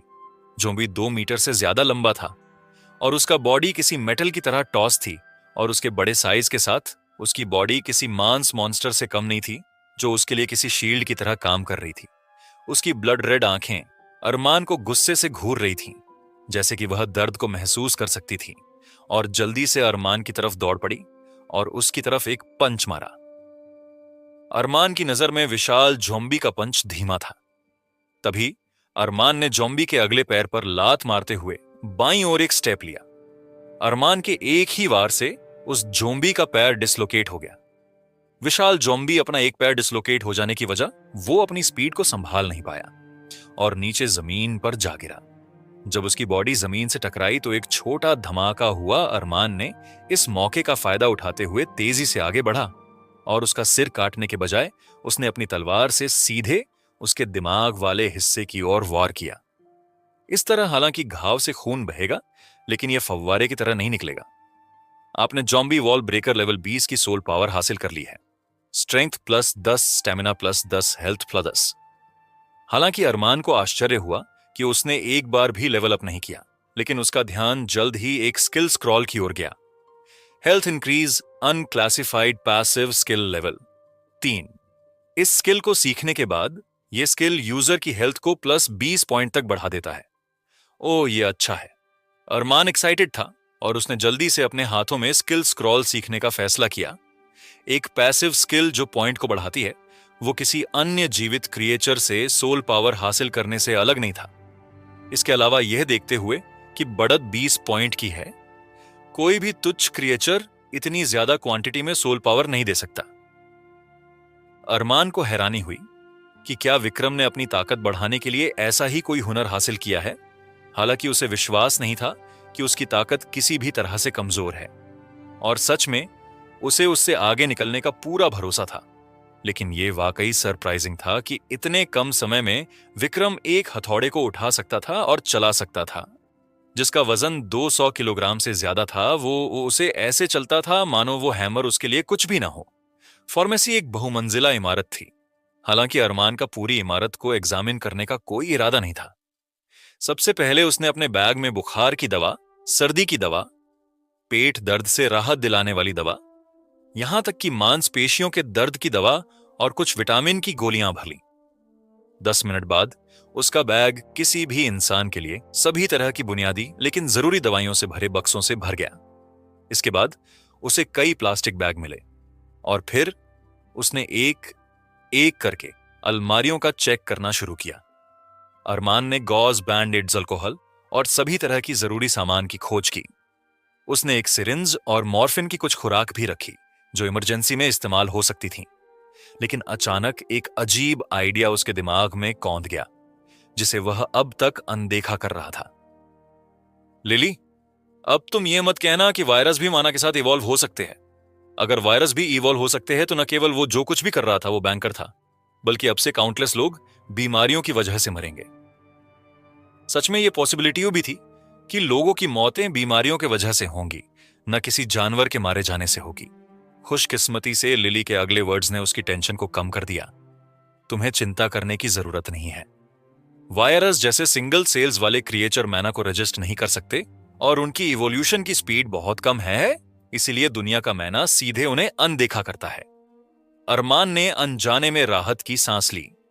अगर मामला वैसा ही था जैसा उसने सोचा था, तो उसके पास अपने परिवार को जल्दी से खोजने और उन्हें इवॉल्व करने में मदद करने के अलावा कोई ऑप्शन नहीं होगा, ताकि उनके शरीर अधिक लचीले बन सकें। बाकी लोगों के लिए अरमान ने इसके बारे में नहीं सोचा। उसने इस बात पर ध्यान भी नहीं दिया और ऐसा बिहेवियर किया जैसे कि वो बिल्कुल नॉर्मल हो। उसे इस बात का पता नहीं था कि जिस स्किल को वह अब भी बेकार समझता था, उसका इफेक्ट धीरे धीरे दुनिया के लिए उसके नजरिए को बदल रहा था। सभी जरूरी सामान और दवाइयों को बैग में डालने के बाद अरमान ने लाल गोला निकाला ताकि देख सकें कि उसमें क्या है और उसे क्रश कर दिया। Piercing glove normal treasure. इस हथियार से किए गए हमले यूजर को लेवल 25 से नीचे के लगभग किसी भी दुश्मन की डिफेंस को पियर्स करने की काबिलियत देते हैं। इस्तेमाल किए जाने पर स्ट्रेंथ +5। यह गॉन्टलेट इस मायने में अजीब था कि 30 सेंटीमीटर की कील उस नोक से निकली हुई थी। हालांकि +5 स्ट्रेंथ पॉइंट ये और चीजों की तरह अमेजिंग नहीं था जो उसने अब तक हासिल की थी। यह मुफ्त में 5 पॉइंट दे रहा था, इसलिए अरमान ने खुशी से गॉन्टलेट को पहन लिया। अचानक जमीन थोड़ी हिलने लगी और अरमान को तुरंत एहसास हुआ कि यह तूफान के कारण नहीं था। वो क्या है, जैसे ही वह एक खिड़की के पास पहुंचा, कुछ हिस्सों में कोहरा गायब होता हुआ दिखाई दिया। हालांकि सबसे अजीब बात यह थी कि कोहरे के बजाय ओस का एक घना बादल धीरे धीरे आसमान में उड़ रहा था। इसके अलावा जैसे कि कोई बड़ा जानवर धीरे धीरे आगे बढ़ रहा हो। जमीन लगातार हिल रही थी और इमारतें हल्के से हिल रही थीं। अरमान, जब वह खिड़की के बाहर इन बदलाव को देख रहा था और इमारत के ढहने के डर से उसे छोड़ने की तैयारी कर रहा था, तो लिली की सीरियस आवाज उसके बगल में सुनाई दी। जब अरमान ने उसे देखने के लिए मुड़ा तो उसने देखा कि उससे मिलने के बाद पहली बार उसने उसके चेहरे पर एक सीरियस और थोड़ी अजीब से एक्सप्रेशन देखे।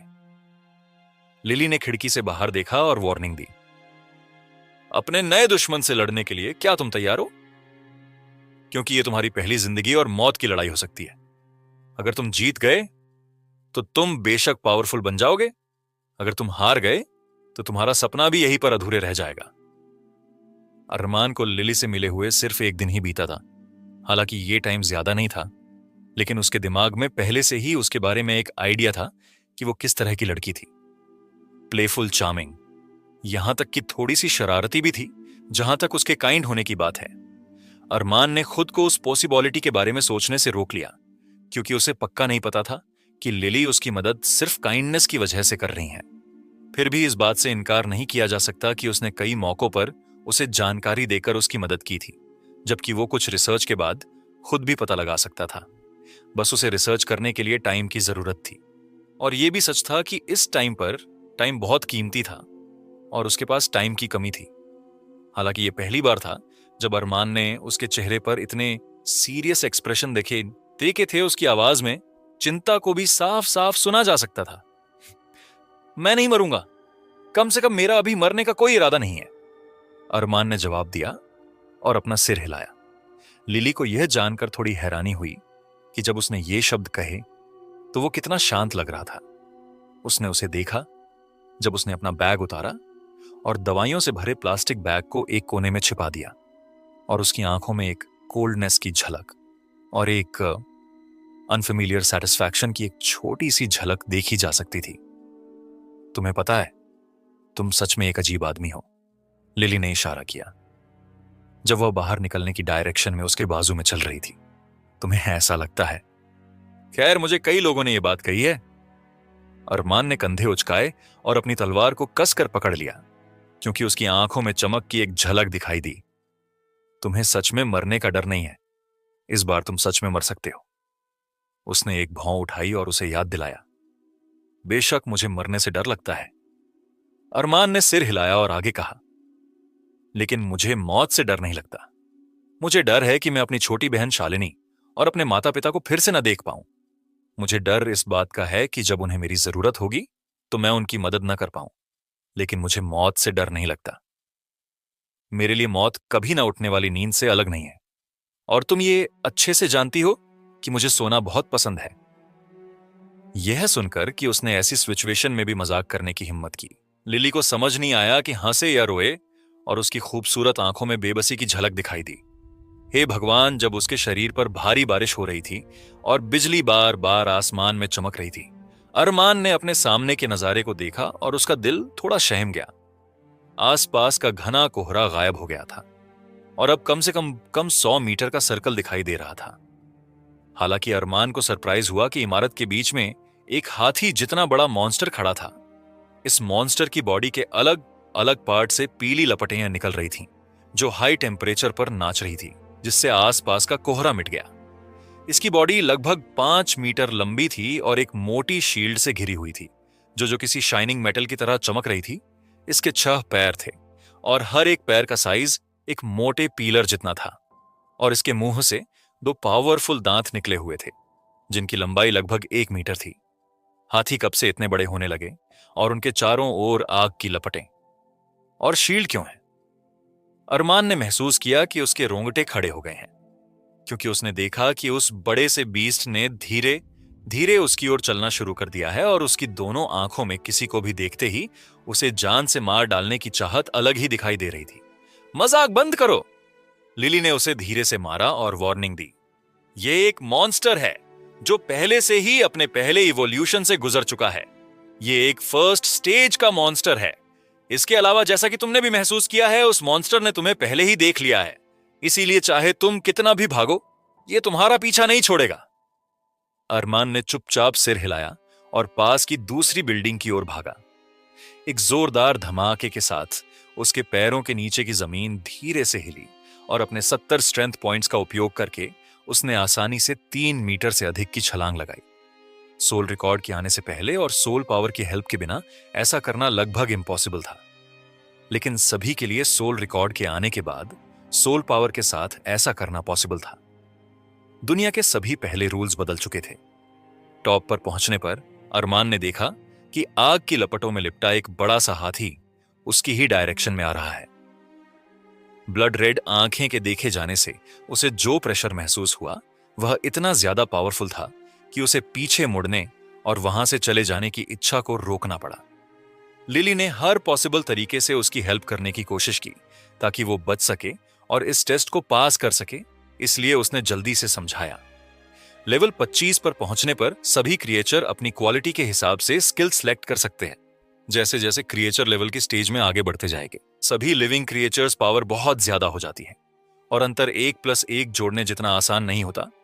लेवल 24 और लेवल 25 के बीच का डिफरेंस, एक और लेवल 24 के बीच के डिफरेंस जितना ही बड़ा होता है। इतना बड़ा डिफरेंस! अरमान यह सुनकर चौंक गया।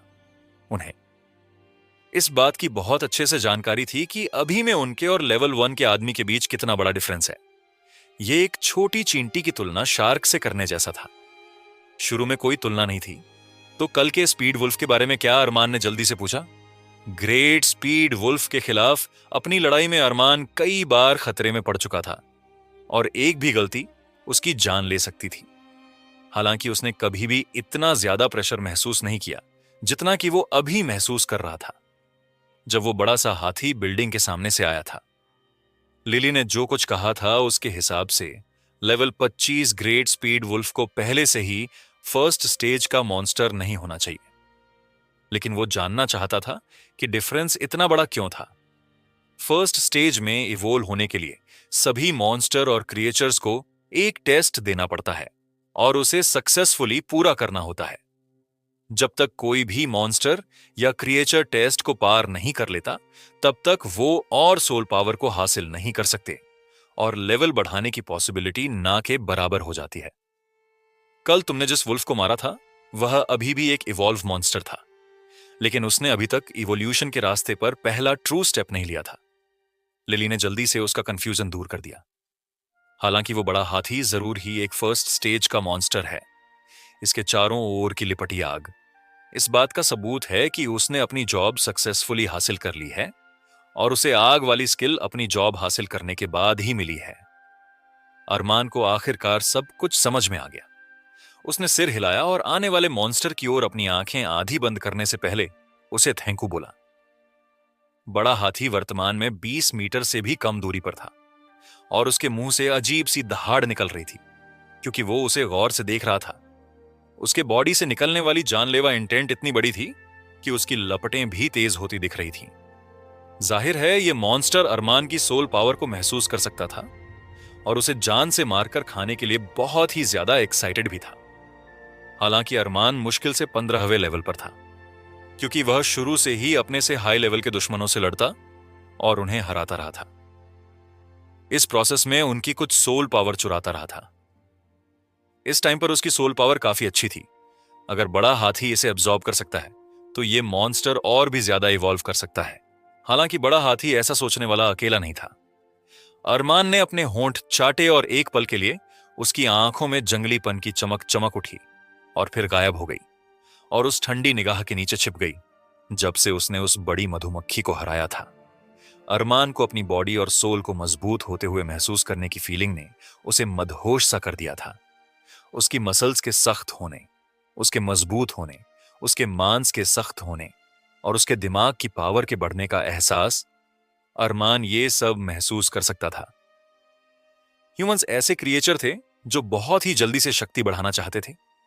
किताबों में लिखी हिस्ट्री इस बात का सबूत है। अरमान को भी पावर चाहिए थी, जीवित रहने के लिए, बेहतर लाइफ जीने के लिए, अपने करीबी की रक्षा करने के लिए, किसी के सामने अपना सिर न झुकाने के लिए और उन लोगों से बदला लेने के लिए जिन्होंने उसके परिवार को चोट पहुंचाने की हिमाकत की थी। लिली ने सोचा कि वो चुप था क्योंकि वो घबराया हुआ था या अपनी अगली चाल के बारे में सोच रहा था।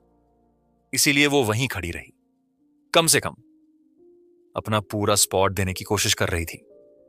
आई एम सायरराइज्ड, उसकी आवाज सुनकर उसने अपना चेहरा उसकी ओर घुमाया और इतनी हैरान हुई कि वो एक हाई क्लास एग्जिस्टेंस होने के बावजूद भी अपनी आंखों को थोड़ा चौड़ा होने से नहीं रोक सकी। उसके चेहरे पर एक बड़ी मुस्कान थी जो लिली जैसे किसी लड़की के लिए किसी भी तरह से अट्रैक्टिव नहीं थी, लेकिन उस समय बहुत ही अट्रैक्टिव थी। आई एम सरप्राइज कि इस बीटल को मारने के बाद मैं कितना ज्यादा पावरफुल हो जाऊंगा। अरमान जोर से चिल्लाया। आसपास का मैना उसके चारों ओर घूमने लगा और उसके बॉडी के भीतर की मैजिकल बिना किसी रोक टोक के पूरी तरह से बर्स्ट हो गई, क्योंकि उसने केवल 10 मीटर दूर सिर्फ अपने दुश्मन पर कंसंट्रेट किया। अरमान की बॉडी के अंदर 134 पॉइंट का मैना मौजूद था और उसके मैजिक पॉइंट भी मैना पॉइंट जितने ही थे सोल रिकॉर्ड के पृथ्वी ग्रह पर। आने से पहले दुनिया के मैना को एक्टिवेट करने और उसे आदमी के सभी स्टेट दिखाने के लिए उसके दिमाग में एक विंडो आ जाती थी। यह वास्तव में उसके मैजिकल पॉइंट थे जिसने सुंदर और अट्रैक्टिव लिली का ध्यान अट्रैक्ट किया था। अब तक अरमान ने अपनी सभी मैजिकल पावर का पूरी तरह से इस्तेमाल नहीं किया था क्योंकि उसे कभी इसकी जरूर ही नहीं पड़ी थी। हालांकि बड़े हाथी के सामने उसके पास जीवित रहने के लिए अपना सब कुछ दांव पर लगाने के अलावा और कोई ऑप्शन नहीं था। एक ही सोच के साथ अरमान ने अपने 134 मैना पॉइंट तुरंत इस्तेमाल कर दिए और अपने 134 मैजिकल पॉइंट के साथ उस सारे मैना को बड़े हाथी की ओर धकेल दिया। जब उसके कंट्रोल में मौजूद मैना मॉन्स्टर की बॉडी के अंदर एंटर हुआ तो अरमान ने तुरंत अपने first order blood control skill को एक्टिवेट कर दिया। उसका चेहरा चादर की तरह पीला पड़ गया और उसका पूरी बॉडी अपने मैना पॉइंट के अचानक खत्म हो जाने की वजह से उसे कमजोरी महसूस होने लगी। हालांकि उसने सब्र रखा और अपनी सारी मैजिकल पावर का इस्तेमाल करते हुए मॉन्स्टर के अंदर खून को जलाना शुरू कर दिया। रिजल्ट तुरंत सामने आ गया। दहाड़। 5 मीटर के हाथी के मुंह से एक घायल जानवर की दहाड़ जैसी आवाज आई जब वो अपने बड़े से दांत से हमला करने में कैपेबल होने से केवल 5 मीटर दूर था। तो उसकी हरकतें रुक गईं और उसने अनकंफर्टेबली तड़पते हुए अपना सिर आसमान की ओर उठाया, मानो वो अपनी जिंदगी के सबसे खतरनाक दर्द को महसूस कर रहा था और जोर से चिल्ला रहा था। अरमान का ब्लड कंट्रोल सच में बहुत ही पावरफुल था, जैसा कि लिली ने पहले एक्सप्लेन किया था। बस इतना था कि अब तक अरमान ने उसे जॉम्बीज पर इस्तेमाल किया था, जो किसी मरे हुए मॉन्स्टर का सामना करने जैसा था, जिन्हें दर्द फील नहीं होता था और न ही वो इस बारे में जानते थे कि दर्द क्या होता है। अपोनेंट के बॉडी के अंदर जाने के लिए अपने मैना कंट्रोल करके अरमान ने अपने ब्लड कंट्रोल को करने के लिए अपने सभी मैजिकल पॉइंट का इस्तेमाल किया। इसके साथ प्रॉब्लम बस ये थी कि उसे इसकी अच्छी खासी कीमत चुकानी पड़ी, जितनी अरमान सोच भी नहीं सकता था। उससे भी कहीं ज्यादा हाथी दर्द से तड़प उठा और उसका बड़ी सी बॉडी पास की एक बिल्डिंग से टकराई। मजबूत और मजबूत दिखने वाली बिल्डिंग की नींव 5 सेकंड भी नहीं टिक सकी और फिर एक जोरदार धमाके के साथ ढह गई और धूल का एक बादल में बदल गई। सोल रिकॉर्ड की दुनिया में आने से पहले ह्यूमन की बॉडी के अंदर कोई मैना नहीं था। हालांकि सोल रिकॉर्ड के आने के साथ अरमान के मैना पॉइंट अजीबोगरीब तरह से हाई थे। अब जब उसने एक पावरफुल अटैक को अंजाम देने के लिए अपने सभी मैना पॉइंट का इस्तेमाल किया था, तो उसे लगा जैसे उसने अपने खून में मौजूद सारी एनर्जी खो दी है और उसकी बॉडी बहुत ही कमजोर फील कर रही थी। हालांकि उसके पास अपने दांत पीस कर डटे रहने के अलावा उसके पास कोई और ऑप्शन नहीं था। खून के निशान के बिना उसका पीला चेहरा अपने दुश्मन को देख रहा था और उसके मुंह के कोने पर एक कड़वी मुस्कान दिखाई दी जब उसने 5 मीटर के हाथी को फिर से खड़ा होते देखा। धाड़! मॉन्स्टर ने उसे जानलेवा इरादे से घूरा और उसकी दोनों आंखों से गुस्से की लपटें निकलती हुई लग रही थी, क्योंकि वो कुछ मीटर दूर से भरी कदमों से उसकी ओर बढ़ रहा था। उसकी बॉडी खून से सनी हुई थी और उसके शील्ड जैसे खोल में छोटी छोटी दरारें थीं, जिनसे उबलता हुआ खून रिस रहा था। जब खून उसके शरीर पर पीली लपटों के अटैच में आया तो खून बहुत ही स्पीड से वाष्पित होने लगा और एक गैसीय बादल के रूप में आसमान में ऊपर उठने लगा। यह देखकर अरमान को अंदर से खुशी हुई कि उसने ब्लड कंट्रोल के हिसाब से बाहरी अटैक नहीं किया था, नहीं तो वो केवल मैना को बर्बाद कर रहा होता। आखिरकार लपटों को उसके ब्लड कंट्रोल स्किल का सही जवाब माना जा सकता था। इंजर्ड हाथी उस इमारत तक पहुंच गया जिस पर अरमान खड़ा था और उसने अपनी पूरी ताकत से अपने दांत को आगे की ओर पटक दिया। अरमान का चेहरा बदल गया जब उसने उस मॉन्स्टर के इरादे देखे और वो जल्दी से जमीन पर कूद गया और एक तरफ लुढ़क गया। बूम! मानो किसी बड़ी मशीन ने उसे बेरहमी से मारा हो। 3 मंजिला ऊंची इमारत तुरंत ढह गई और जल्द ही हाथी द्वारा पहले ध्वस्त की गई इमारत से जुड़ गई। हर जगह हर आकार के पत्थर उड़ रहे थे और हालांकि अरमान पहले ही पॉसिबल पल में एक तरफ लुढ़क गया था, फिर भी वो पत्थर के एक बड़े से पीस से वो हटकर आया था। उफ! उसकी बॉडी 2 से 3 मीटर दूर उड़ गई और वो दर्द की वजह से चिल्लाने लगा और उसके मुंह के कोने से एक खून की छोटी सी धार बाहर आने लगी। अगर ऐसा नहीं होता कि उसकी मसल्स पहले की तुलना में बहुत मजबूत थीं, तो सीमेंट का वो पीस उसे सीरियस इंजरी नहीं तो उसे मौत के करीब तो पहुंचा ही देता। उसे रिलैक्स करने का टाइम दिए बिना हाथी मुड़ा और उसकी डायरेक्शन में भागा, जबकि उसकी आंखों का गुस्सा उसे जिंदा ही जला देना चाहता था। हालांकि इसकी डिफेंस पावर और हमला करने की पावर काफी ज्यादा थी, लेकिन इसकी इंटरनल बॉडी किसी भी दूसरे जीवित मॉन्स्टर की तरह कमजोर थी। अरमान के पिछले हमले ने इसके बॉडी पार्ट, इसके मांस को अच्छा खासा नुकसान पहुंचाया था और इसकी लपटों के हाई टेम्परेचर की वजह से इसका ज्यादातर खून जल गया था। एक मॉन्स्टर के रूप में जो पहले से ही अपने फर्स्ट इवोल्यूशन को पूरा कर चुका था और सक्सेसफुली फर्स्ट स्टेज का मॉन्स्टर बन चुका था, हाथी को इस एरिया में एक छोटा ओवरलॉर्ड माना जा सकता था। अब जब एक कमजोर आदमी ने उसे इस हद तक घायल कर दिया था, तो नेचुरली वो बहुत ही ज्यादा गुस्सा था। यह देखने के बाद कि हाथी ने अपने दांत से इमारत को क्या नुकसान पहुंचाया, अरमान ने उससे सीधे लड़ने की हिम्मत भी नहीं कर सकता था। इस मौके का फायदा उठाते हुए कि उसकी स्पीड मॉन्स्टर के कंपैरिजन में अच्छी थी, अरमान ने अचानक मैना के नुकसान के बाद महसूस की गई कमजोरी की फीलिंग को बर्दाश्त किया और अपने दांत पीसते हुए, दर्द से लड़ते हुए वो दूसरी इमारत की तलाश में भागा जिस पर वह जल्दी से चढ़ सके।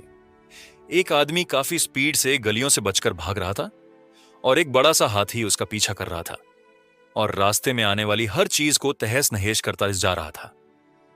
अरमान और उस बड़े से हाथी ने एक दूसरे की जान को अलग अलग तरीकों से लेने की बहुत कोशिश की।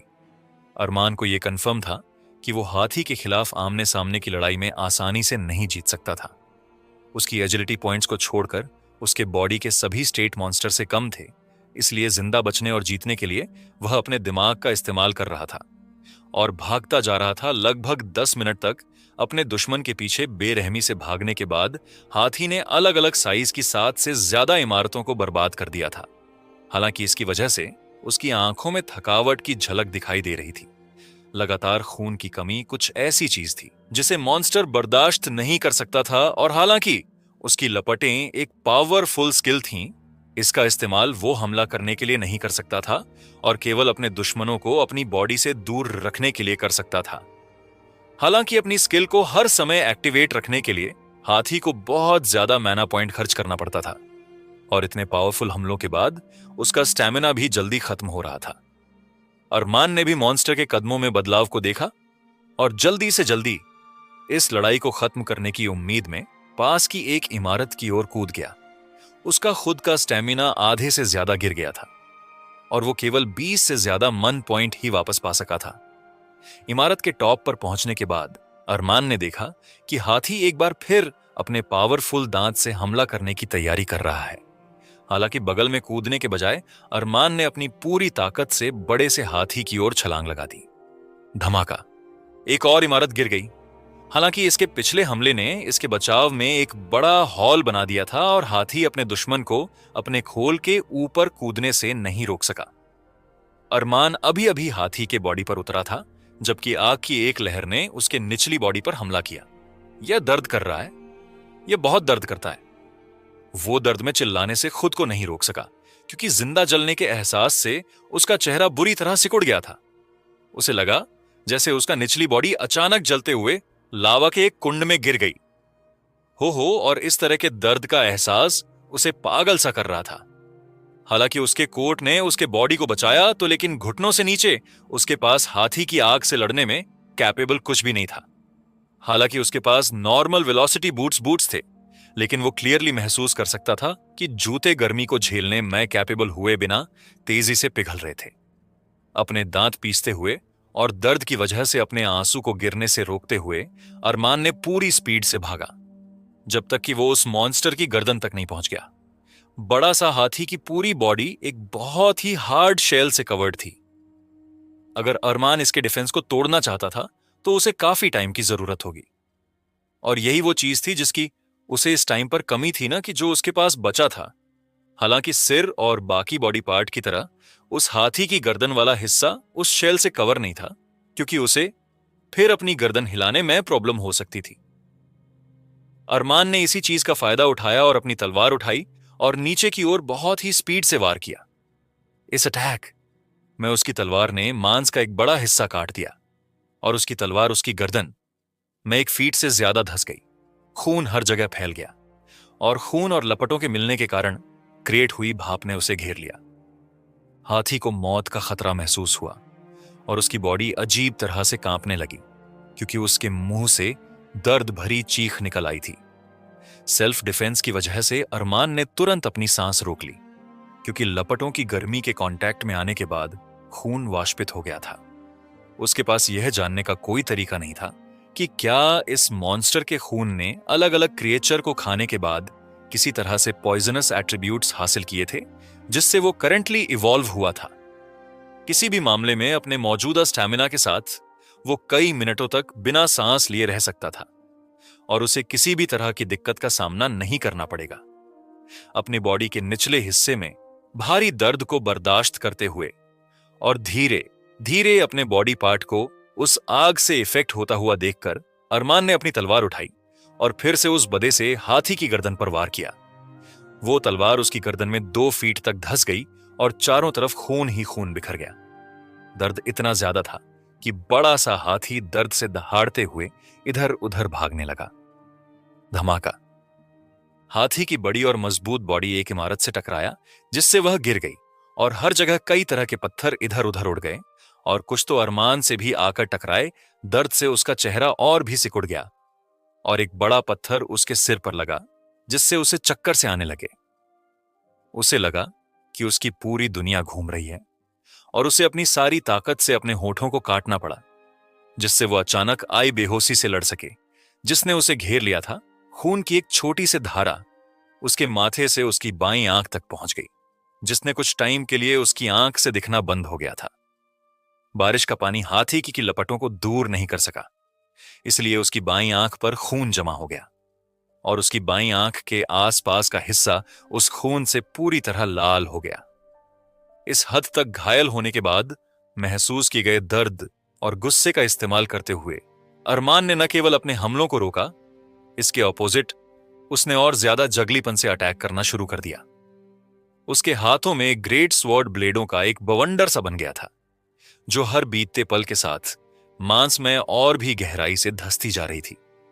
विशाल हाथी बहुत मजबूत था, इसका डिफेंस बहुत ही ज्यादा पावरफुल था और इसके दांत छोटी इमारतों को गिराने के लिए काफी मजबूत थे। हालांकि इसकी स्पीड इसकी सबसे बड़ी कमजोरी थी। अरमान के अपने ऊपरी बॉडी पर होने के कारण विशाल हाथी के पास उस एरिया तक पहुंचने का कोई रास्ता नहीं था, इसलिए वो उसे वहां से नीचे धकेलने की पूरी कोशिश कर रहा था। चीख, वो हाथी ऐसे चीख रहा था जैसे कि वो एक ऐसे जानवर की तरह हो जो पूरी तरह से पागल हो गया था। फर्स्ट स्टेज मॉन्स्टर ने भयंकर रूप से छटपटाना शुरू कर दिया और वो हर नजदीकी इमारत से टकराने लगा। इनमें से कुछ इमारतें तुरंत ढह गईं, जबकि और इमारतें कई बार टकराने के बाद भी मजबूती से खड़ी रहीं। अरमान को लगा कि उसका सिर घूम रहा है और उसकी बॉडी और दिमाग में जो कमजोरी महसूस हो रही थी वो धीरे धीरे उस पर हावी हो रही थी, यहां तक कि उसकी दाहिनी आंख भी अपने पास के एनवायरनमेंट को धुंधला देखने लगी थी। उसके सिर से बहते खून की वजह से उसकी बाईं आंख से दिखना लगभग बंद हो गया था और थकावट के कारण उसकी दाईं आंख भी कमजोर हो गई थी। अरमान एक मशीन की तरह बन गया था। दस्ताने के उभरे हुए कांटे को राक्षस के मांस में मजबूती से फंसाकर खुद को गिरने से बचाने के लिए उसने अपनी तलवार से लगातार वार किया, यह जानते हुए कि रुकने का मतलब सीधा उसकी मौत है। मरने से बचने का जुनून ही एक ऐसी चीज थी जिसने उसे अभी तक जिंदा रखा था। दोनों क्रिएचर अपने जान बचाने के लिए कई मिनट तक लड़ते रहे, एक दूसरे को हराने की कोशिश करते हुए और खुद को और मजबूत बनाने के लिए। विशाल हाथी के पागल हमले से 20 से ज्यादा इमारतों के ढहने से होने वाले लगातार धम्मोकों की आवाज ने बिजली और तूफान की गड़गड़ाहट की आवाज को भी दबा दिया था। फार्मेसी के पास का इलाका एक बैटलफील्ड में तब्दील हो चुका था। हर जगह कुचले हुए जॉम्बी अपनी आधी बॉडी और अनगिनत सीमेंट के पत्थर के साथ हर जगह बिखरे हुए थे। उनमें से कुछ अपने दिमाग के साथ पूरी ताकत से जीने की नाकाम कोशिश कर रहे थे। अपने पैरों को अपने बॉडी के बाकी पार्ट से अलग करते हुए वे आवाज की डायरेक्शन की ओर रेंग रहे थे। 200 से ज्यादा जॉम्बी का खून और विशाल मॉन्स्टर से निकले खून की भारी क्वांटिटी इस हद तक जमा हो गई थी कि भयंकर तूफान और बारिश भी इसे पहले की तरह आसानी से नहीं धो सका। 2 घंटे से भी ज्यादा टाइम के बाद हाथी के जंगली हमले और उसकी मूवमेंट धीरे धीरे बंद होना शुरू हो गई थी और उसके अटैक भी बंद हो गए थे। लगातार खून बहने के बाद अरमान ने इस तरह के नाजुक और घातक एरिया में पार मैकन्नाक हमला किए जाने के बाद मॉन्स्टर ने आखिरकार अपनी सारी एनर्जी और खून को ड्रेन कर दिया और फिर एक बूम की आवाज के साथ वो बड़ा सा दिखने वाला हाथी नीचे गिर गया। ढाती हुई इमारत के समान एक धमाके ने पास की जमीन को हिला दिया और अरमान की बॉडी लगभग उड़ गई। हालांकि वो उड़ नहीं पाया, लेकिन उसे जो कीमत चुकानी पड़ी वो बहुत महंगी थी। उसके मुंह से दर्द की एक दिल को दहला देने वाली चीख निकली जब उसने महसूस किया कि उसके बाएं हाथ की हड्डियां टूट गई हैं। खुद को सीधा रखने के लिए अरमान के पास अपने बाएं हाथ के साथ साथ अपने पियर्सिंग दस्ताने पर भरोसा करने के अलावा कोई विकल्प नहीं था। हालांकि इस तरह के अचानक इतनी ज्यादा स्पीड की वजह से उसकी कलाई, जो इतनी लचीली नहीं थी, पीछे की ओर मुड़ गई थी। विशाल हाथी के बॉडी पर लपटें बंद हो गई थीं, क्योंकि मॉन्स्टर की एनर्जी की कमी को सहन नहीं कर सका। तभी दर्द ने अरमान के दिमाग को एक पल के लिए सुन कर दिया था, लेकिन तभी अरमान को पता नहीं किया हुआ उसने उस बड़े से हाथी की तरफ छलांग लगाई और उस पर किसी पागल जानवर की तरह अटैक पर अटैक करने लगा। और 40 अटैक के बाद उसके दिमाग में कई नोटिफिकेशन सुनाई दी। सोल रिकॉर्ड के अपीयर होने के बाद और नए दौर के जन्म के बाद से अरमान ने उन अजीब मैसेज को देखकर कभी इतना खुश महसूस नहीं किया था। उसका दिल गार्डन गार्डन महसूस कर रहा था।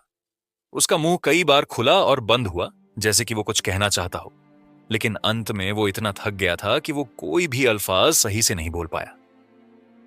पूरी दुनिया के बदल जाने से पहले अरमान एक नॉर्मल स्टूडेंट था, जो अपने डेली लाइफ स्टाइल और अपने फ्यूचर को सिक्योर करने के लिए जीता था। हालांकि वो अभी भी बेहतर फ्यूचर को सिक्योर करने की कोशिश में था, लेकिन अब सब कुछ बदल गया था। उसके बाएं हाथ की हड्डियां टूट गई थीं। उसके माथे से बहते हुए खून की वजह से उसकी बाईं आंख बंद हो गई थी। उसके कुछ काले बाल गहरे लाल हो गए थे। उसके पैर बुरी तरह से इंजर्ड और जल गए थे, और उसकी एक खुली आंख बाहरी दुनिया को सही से नहीं देख पा रही थी, और उसकी नजर भी धुंधली होती जा रही थी। उसने कभी भी इतना दर्द बर्दाश्त नहीं किया था। अरमान ने एक बार पहले सुना था कि जब दर्द एक सर्टेन पॉइंट पर पहुंच जाता है तो दिमाग डिफेंस मैकेनिज्म के रूप में उन रिसेप्टर्स को बंद कर देता है ताकि पेन फील करना पॉसिबल ना हो। पहले वो इस बारे में कंफर्म नहीं था, लेकिन अब उसने इस बात को कंफर्म कर लिया था। हालांकि वो अभी के टाइम पर बहुत ही बुरी हालत में था। उसका दिमाग इतना थक गया था कि उसे अब कोई दर्द महसूस ही नहीं हुआ। हाथी के शेल के चारों ओर की लपटें उसकी मौत के बाद बुझ गईं, और जलती हुई गर्मी को दबाने वाली बारिश एक बार फिर से उस एरिया पर गिरने लगी। 5 मीटर से अधिक लंबे मॉन्स्टर के ऊपर खड़े होकर अरमान मदद नहीं कर सका, और उसने अपना चेहरा आसमान की ओर उठाया, क्योंकि उसने महसूस किया कि बारिश की बूंदें उस पर गिर रही हैं। हालांकि लड़ाई पहले ही खत्म हो चुकी थी, लेकिन ग्रेट स्वॉर्ड पर उसकी पकड़ ढीली नहीं हुई थी, क्योंकि यह तलवार ही उस समय उसे सेफ फील करने का एक तरीका थी। थके होने के कारण उसके पैर लड़खड़ाने लगे, और वो नीचे गिरने से खुद को नहीं रोक सका। सच में वो इतना थक गया था कि उसे पता ही नहीं चला कि वह जमीन पर गिर रहा है। उसे बस अपने पास की हवा का एहसास था, और बस इतना ही। हालांकि उसकी किस्मत अच्छी थी, किसी ने उसे पकड़ लिया। जैसे ही वह जमीन पर गिरने वाला था, एक बेहद सॉफ्ट बॉडी ने उसे धीरे से थाम लिया। गुलाब की मीठी खुशबू इतनी जानी पहचानी, लेकिन साथ ही उसके लिए इतनी अनफेमिलियर भी थी, जो उसके थकी हुई बॉडी को घेर रही थी, और मानो यह उसकी हालत को आराम देने वाली सबसे अच्छी चीज थी, जैसे कि वो उसके जख्मों की दवा हो। वो कुछ और गहरी सांस लेने से खुद को रोक नहीं सका, जैसे कि वो नशे में था। गुड जॉब अरमान, एक नरम और मासूम आवाज उसके कानों में सुनाई दी। वो आवाज बहुत ही ज्यादा प्योर थी, मानो कोई छोटा बच्चा बोल रहा हो। तो दोस्तों, ये थी आज की कहानी। उम्मीद है आपको ये नॉवेल एक्सप्लेनेशन पसंद आया होगा। अगर आप किसी और नॉवेल को सुनना चाहते हैं या किसी कहानी के बारे में जानना चाहते हैं तो कृपया हमें कमेंट सेक्शन में बताएं। हम आपके लिए और भी रोमांचक और मनोरंजक कहानियां लाते रहेंगे। हमारे चैनल एफएस नोवेल एक्सप्लेनर को सब्सक्राइब करना ना भूलें, और बेल आइकॉन को दबाएं ताकि आप हमारी कोई भी वीडियो मिस ना करें। और हां, अगले एपिसोड के लिए तैयार रहें, क्योंकि कहानी में अभी और भी ट्विस्ट और टर्न आने बाकी हैं। मिलते हैं अगली कहानी में, तब तक के लिए अलविदा।